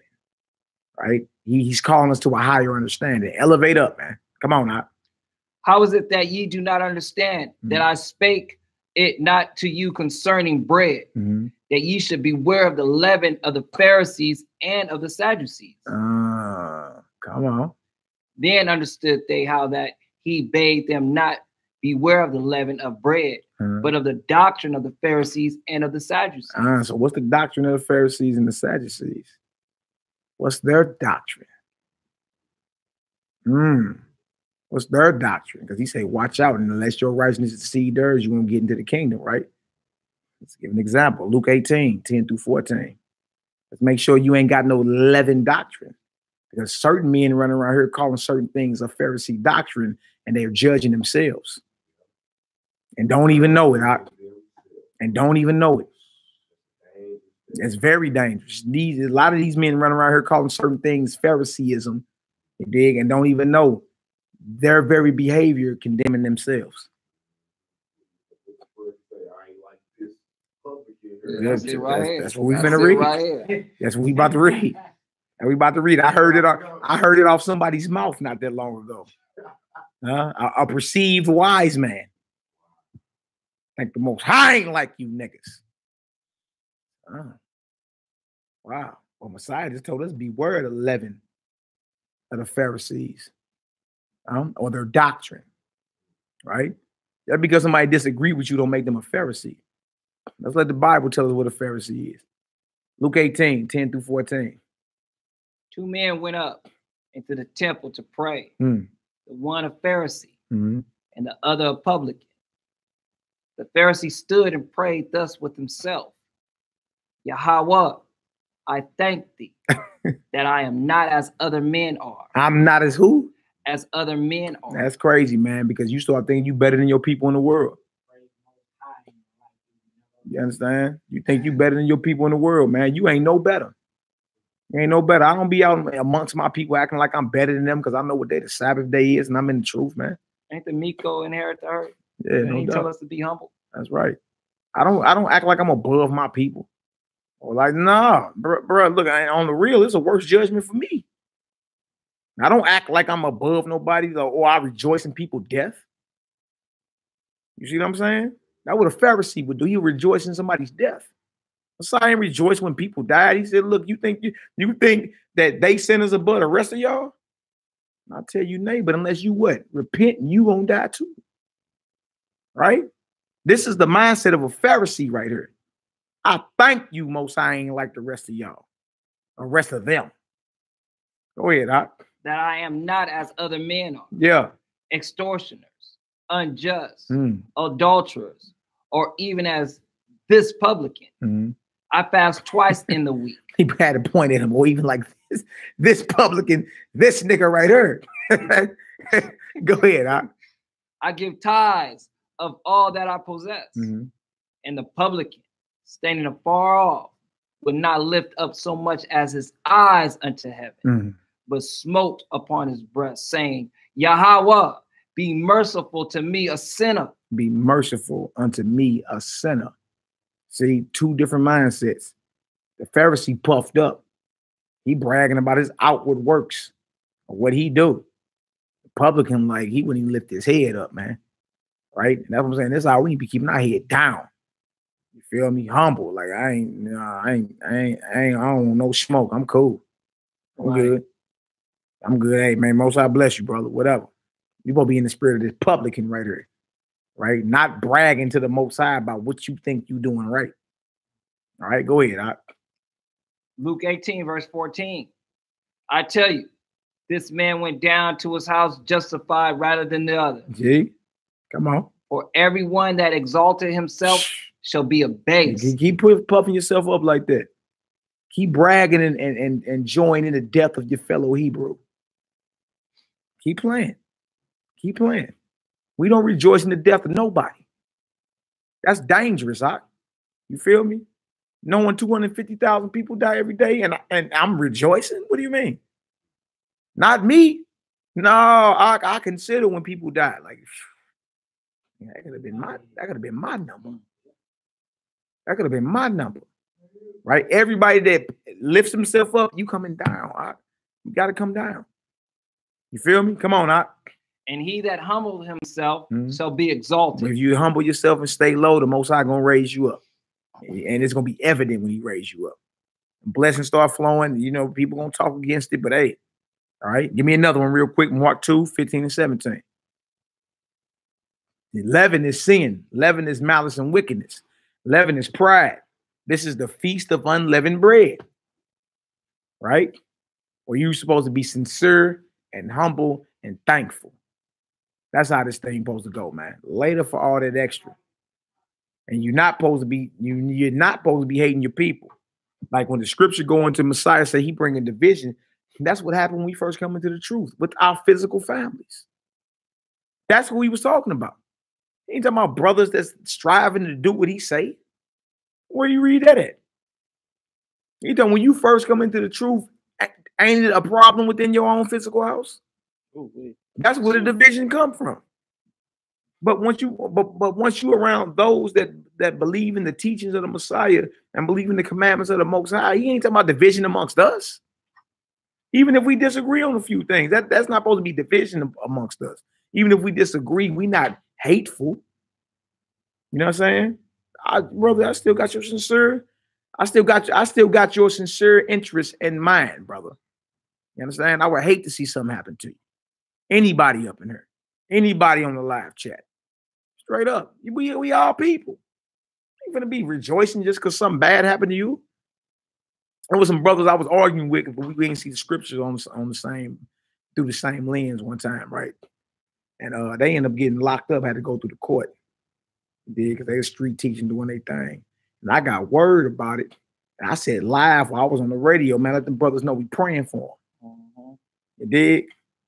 The dark Lord look out the top of his glasses like,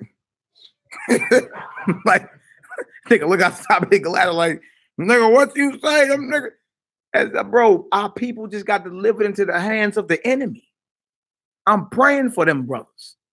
You see what I'm saying? Like, bro, that spirit gotta go. It's off and it's straight out the mind of the devil. It ain't what the Most High talking about. You ain't got one time where the Messiah is rejoicing in the death or the imprisonment of a fellow Israelite.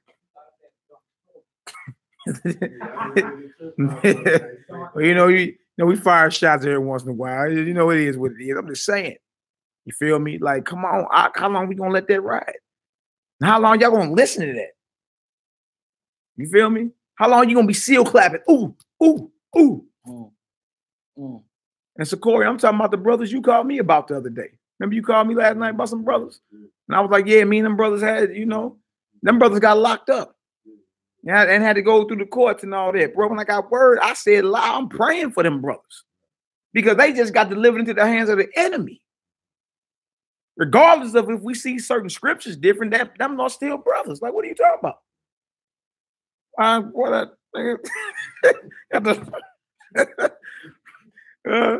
Come on, man. We supposed to be more solid than that. You know what I'm saying? I don't want to see nobody delivered into the hands of the enemy. Not our people. You crazy? You know what they do to us up in there? Real talk. All right, come on, Hebrew. Let's get it. Mark chapter 2, verse 15 through 17. 15. Mm-hmm. And it came to pass that as Yahushua sat at meat in his house, many publicans and sinners sat also together with Yahushua and his disciples. So you have the Messiah sitting with publicans and sinners? He over there with people you don't like? Is that what we read? Yeah. He's dining and kicking it and hanging with people that you don't like. Niggas over there with that so-and-so, so-and-so. This is a cut right here because our king was around people that nobody liked. Go ahead, Doc. Many publicans and sinners sat also together with Yahushua and his disciples. For there were many, and they followed him. And when the scribes and Pharisees saw him eat with the publicans and sinners, they said unto his disciples, how is it that he eateth and drinketh with publicans and sinners? So they offended. What he doing over there with people we don't like?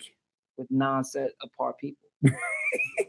They're what he over there doing with people that we don't agree with. You see? That's really, it sound good when you rapping out the side of your throat. You dig? When we put the scripture on, it's something totally different. And you ain't got nothing to stand on. Yeah. Yeah, it's real funny. You're a funny guy. I hear you. You know, should have been a stand-up comedian. But this is spiritual matters, and we coming right out the book here. Messiah is hanging with people you don't like. And the Pharisees, the separate ones, what are you over there doing with sinners? And them niggas over, what are you over there doing? What was his response? Let's get it. When Yahushua heard it, he said unto them, they that are whole have no need of the physician. A physician, excuse me. But they that are sick, I came not to call the righteous, but sinners to repentance. I'm only here for the sinners. What you mean? How else we gonna get them to see the light if we ain't around them? Right. Or trying to be around them to gain them. You feel me? And sometimes it take a while. Brothers need to see your light and see how you are and how you act genuinely as a brother. That's what it is. But if you rock solid on your belief, you can go around whoever. Right. You dig? And handle your business. Just don't compromise. Yeah. Real talk. Real talk. All right. Was you done with that? Yes, sir. All right, give me one more. Mark 9 through 13 is the second witness. All right, we're gonna finish off with this 1 Corinthians 15, 2 verses. Dig, we got the lamb, we got the blood, unblemished, doorposts, unleavened bread, bitter herb. Bitter herb is that sting, like the sting of death. Well, that's a couple days from now, y'all. Woo-wee! Yeah, seal clapping. That's all good. I embrace it. Clear you right up too.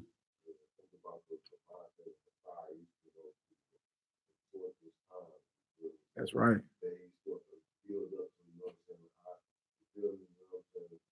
Yeah. That's right. Yeah.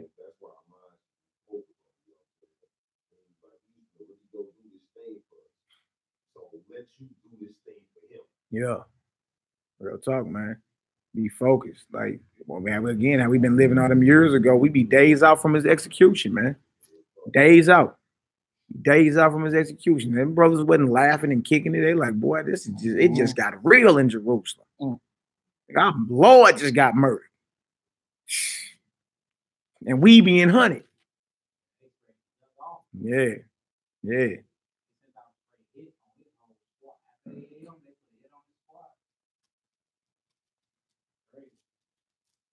It's what it is, Avdon. Paul and Barnabas had to split. The contention was too thick. Judge the tree by the fruit that it bear out. Don't get emotional. It is what it is. Don't even get emotional. It is what it is. Maybe it's the Most High's doing. It don't matter what you hate to see and what you don't like to see. Right? If this is the Most High's judgment, it is what it is. And who are we to stand against it? All right. All right, so let's get it done. Mark 9, verse 9. And as they came down from the mount, he charged them that they should tell no man things they had seen till the Son of Man were risen from the dead. And they kept that saying with themselves, questioning one with another what the rising from the dead should mean. And they asked him, saying, what say the scribes that Elias must first come? And he answered and told them, Elias verily cometh first and restoreth all things. This is Mark chapter 9, verse 12. Go ahead, keep reading. And restored all things. And how it is written of the Son of Man that he must suffer many things and be set at naught. But I say unto you that Elias is indeed come, and they have done unto him whatsoever they list, as it is written of him. No, that ain't what I want, son. We did Mark 2:50. I did say Mark 9, didn't I? Now we did Luke 18. We did Mark the 2nd chapter. Give me 1 Corinthians 15, 56 through 58. I don't even know why I put that on it. What am I doing? What am I doing? That might have been Matthew 9. Maybe it was Matthew 9. I'm going clean off. It just was a second witness to that Mark 2. I think it was Matthew 9. That's cool. Give me 1 Corinthians. Give me 1 Corinthians. What you call it? That's what it was. Yep, it was Matthew 9. that's why I went off. Give me 1 Corinthians 15, 56 through 58. I knew I did something wrong. I'm like, man, what is that? That don't even sound right. I'm thinking he was coming someplace else. No, Mark 9. It was Matthew. That Mark 9 was supposed to be Matthew 9, 9 through 13. It was the second witness to Mark 2, 15 through 17. He basically was eating with people that they didn't like. So what he was saying again, I ain't come for the righteous, I came for the sinners. All right, so it's not Mark 9, but Matthew 9. Y'all just mark that down in y'all notes as the second witness to Mark 2, 15 through 17. This is the sting of death right here. 1 Corinthians 15, 56 through 58.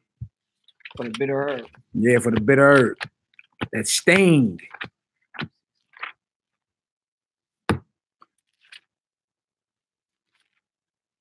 I'm going to start at 54. Handle your business. 1 Corinthians 15, verse 54 through 58. So when this corruptible shall have put on incorruption, and this mortal shall have put on immortality, then shall be brought to pass the saying that is written, death is swallowed up in victory. O death, where is thy sting? Where is thy what? Where is thy sting? Yeah, bitter herb is like our bondage. Remind us of that sin, that bondage in Egypt. On a spiritual level, got to do with that bondage to sin, man. And the wages of sin is death. Oh, death, where is thy sting? Right? So when you eat that, you're supposed to be thinking like, look, I'm departing from sin, man. I don't ever want to go through this again. I don't ever want to be in bondage to nobody ever again. Right? And I don't want to be in bondage to what's going to keep me out of the kingdom. Sin. Sin. That's why it's good to fast, man. You feel me? Work on training your mind to dodge certain stuff. You feel me? Ain't nothing wrong with it. Ain't gonna do it, make you better. That's it. That's it. All right, go ahead. O grave, where is thy victory?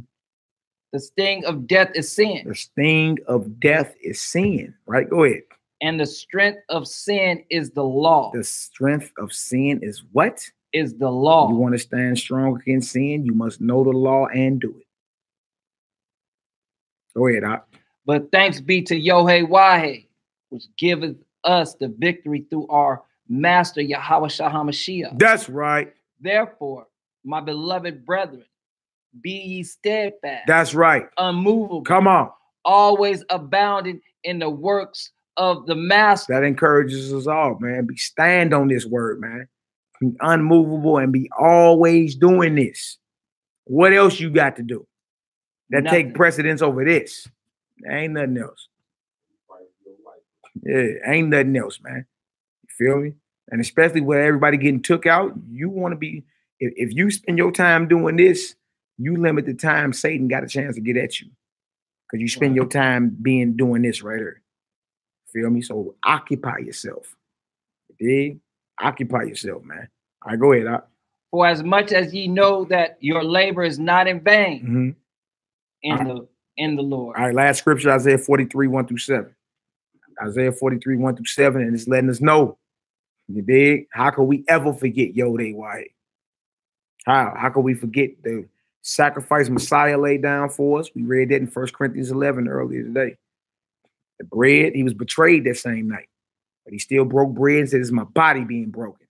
Drank wine and said, "This is my blood being spilled." As long as you partake in this, you show my death until I come. We supposed to remember the death of the Messiah. We are supposed to remember his sacrifice. So take the Passover serious. Right. Don't come there just to appease your little hunger pain. If you're hungry, eat at home. Yeah, we're going to be there eating. You dig? But it's a spiritual feast. And we taking a spiritual oath. We're going to all bind our souls to the Lamb of the Most High that evening. You understand? That's why you got to be up in there sincere. You can't be up in there with no wrath on your mind. You can be in there hating your brothers, talking crazy, getting tight-lipped. You understand? Because we taking an oath that night. We're going to break that bread and we're going to drink that wine. If you do this unworthily, you eat damnation upon yourself. He said, for this cause, many are weak, many are sick, and many are dead. That's what it say. So it say what? Let every man examine himself. Examine yourself, man. You feel me? You better off not doing it than doing it and having all that malice and leaven on your mind. Leaven is hatred, malice, wickedness, sin, basically. And examining yourself is not a quick look over, you know what I'm saying, how you and then go out the door. No, you examine yourself. You know what I'm saying? I hear you out. You know. You say, boy, pick your beard out. Yeah, you know you gotta examine yourself, man. Like how the monkeys do with each other, they be, you know, doing all that. Do that. Yeah, you know what I'm saying? Yeah. You're lying, boy. All right, let's finish this off, man, so we can play out the next prayer hour coming up anyway. So we get it just in time. Isaiah 43, verse 1 through 7. But now thus saith the Most High that created thee, O Yahweh, and he that formed thee, O Israel. Yeah. Fear not, for I have redeemed thee. Yeah. I have called thee by thy name. Thou art mine. The creator of heaven and earth called you his, man.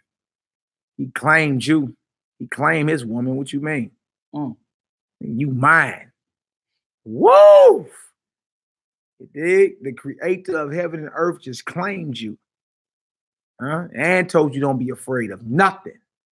All right, go ahead. When thou passest through the waters, I will be with thee. Is he lying? And he on record? Coming out of Egypt, wasn't he with us? Crossing the river Jordan, taking down Jericho, wasn't he with us? So he on record. He ain't just talking. He on record doing this. So when you pass through the waters, I got you. What else? And through the rivers, they shall not overflow thee. That's right. When thou walkest through the fire. Hold on. Is he on record doing that? And who else? Shadrach, Meshach, and Abednego. Shadrach, Meshach, and Abednego. Abraham in the book of Joshua. So he ain't speaking what he ain't done. He's speaking to where you can go read his testimony like, oh, no, he actually did that. Oh, okay. Okay. So he's solid in what he's talking about. All right, go ahead. Thou shalt not be burned, neither shall the flame kindle upon thee. For I am the Most High, thy Elohim. That's right. The Holy One of Israel, thy Savior. Woof.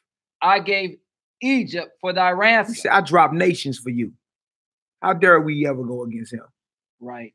How dare you go against the Most High? He done dropped nations so you could live. We got the nerve to act like we bored and I can't. I'm getting bored and I just fell out the truth. The Most High done dropped nations so you could breathe. So this little joker can be alive right here today. And we forget how weak we done got. How you forget the Most High when he done dropped whole nations for you? You dig? I'm talking about Egypt ain't recovered since. Egypt never recovered from that. I mean, they around, you know what I'm saying? But man, they not the world power they was. What is Egypt known for? I'm talking about in the modern times. For doing what? Nothing. You say, boy?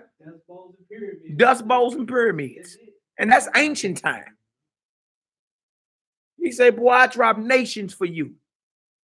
That's why I ain't feeling all that. People be falling off and ain't trying to get down. You still doing that? What the hell else I'm going to be doing? What you mean am I still serving the Most? Yes. What else you got to do out here? When the creator of heaven and earth dropped nations for you. Nah, bro. I ain't read Buddha saying he didn't did any of that. I ain't read none of the gods of Egypt claiming they done dropped nations and killed God so they chosen people could live. That's the Most High. So I'll never forget him.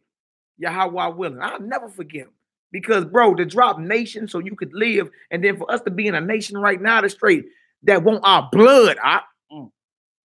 What you mean? That's all we got to hope for, is that he dropped this place.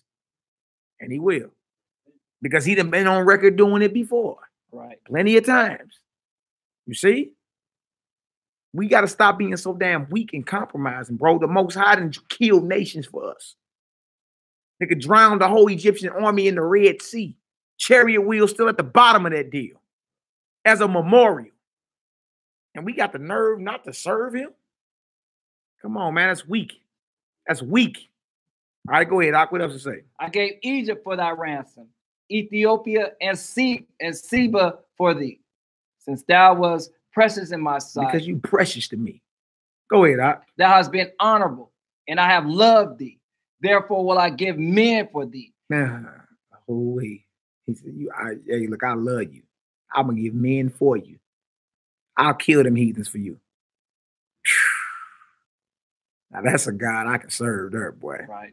Not a Buddha that's fat with a pamper on, sitting with his legs crossed, that somebody made up and set up in the Chinese spot. You dig? Smiling and grinning. And he said, I kill men for you. I drop nations for you. You dig? So if that's the case, how can we forget him? Come on, man. Finish it off. Therefore, I will give men for thee. Yeah. And people for thy life. Oh! Fear not, for I am with thee. I will bring thy seed from the east and gather thee from the west. Oh, y'all heard that, boy? The war drums are beating. Wherever you scattered at, the Most High calling his home. Yeah. That's why a lot of us in the vibration now are starting to get up and travel around. Let's go lay eyes on Zion. Let's start going there for some of these feasts and all that. Why you think that spirit is in the earth now? Because he's calling us.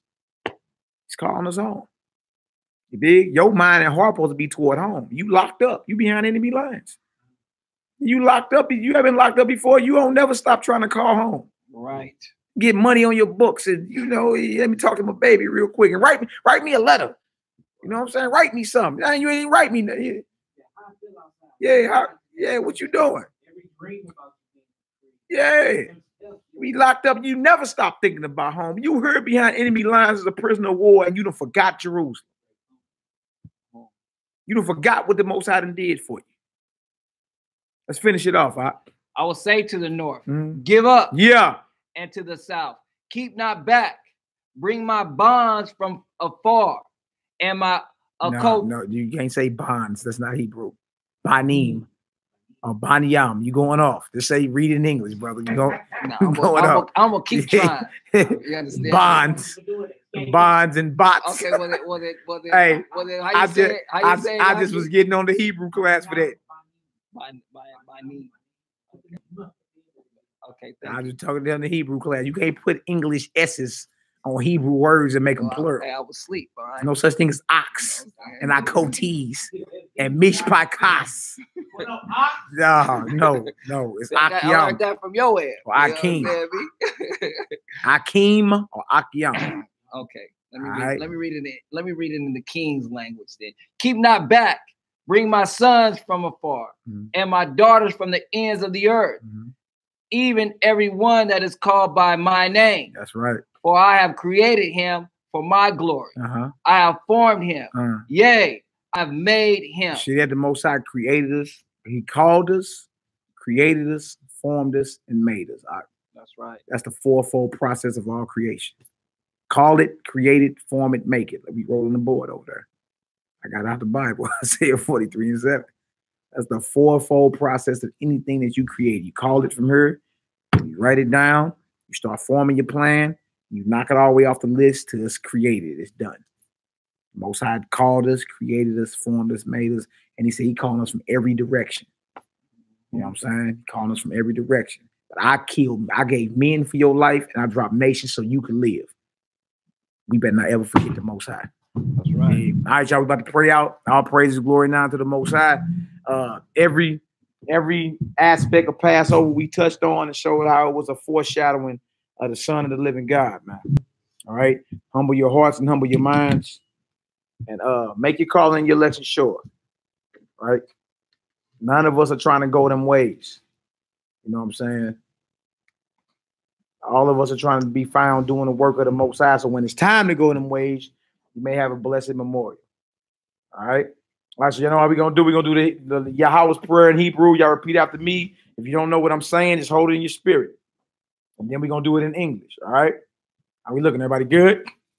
All right. Abinu, Shabbat Shemayim, Yikadesh, Shimka, Tabo, Malkuteka, Yease, Ratzonka, Kabashamayim, K, Baretz, Etlakem, Kukenu, Tanglanu, Hayom, Uslaklanu, Oh, Kataenu, Kamo, Shelsokim, Gam, Anaknu, Lakotin, Lanu, Wa'al, Tabienu, Lide, Nisayot, Ki, In, Kaltzenu, Minhara, Kilaka, Hamamlaka, Wahabura, Wahati Beret,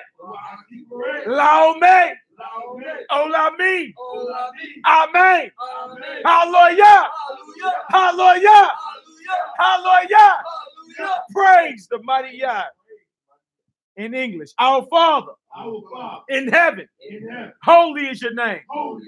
May your kingdom come, and your will be done on earth as it is in heaven. Give us this day our daily bread, and forgive us our sins, as we also have forgiven those who sinned against us. And lead us not into temptation, but deliver us from the evil one. For yours is the kingdom, and the power, and the glory, forever and ever. Amen. Hallelujah.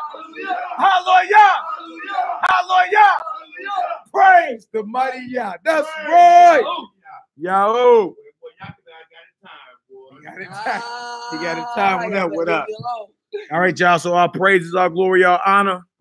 Pray it was edifying. May the Most High's flock be edified, and may the Most High be glorified. You understand? And don't be weak. Remember the righteous acts of the Most High. You understand? Remember, he didn't drop nations for us and took men's lives for us. The least we can do is be obedient. All right? So until the next time, thank y'all for y'all prayers and y'all support. Y'all don't mind, man. Pray for Elishavia Smith. She's in the hospital, man. You know what I'm saying? My little sister. Elishavia Smith. Make sure y'all pray for Elishavia Smith. We'll get some off before you get up out of here. Okay. All right. Elishavia Smith. Y'all remember Yakanan's sister. Y'all willing. We right back at y'all tomorrow with some more understandings coming leading into the Passover. We got a few announcements we got to make too. That should be coming out Wednesday. The Most High's blessing. Hey, look, love your creator and love his people, man. You understand? Hey, it's all about the redemption of Zion. Till the next time, y'all. Yo. Yes, sir.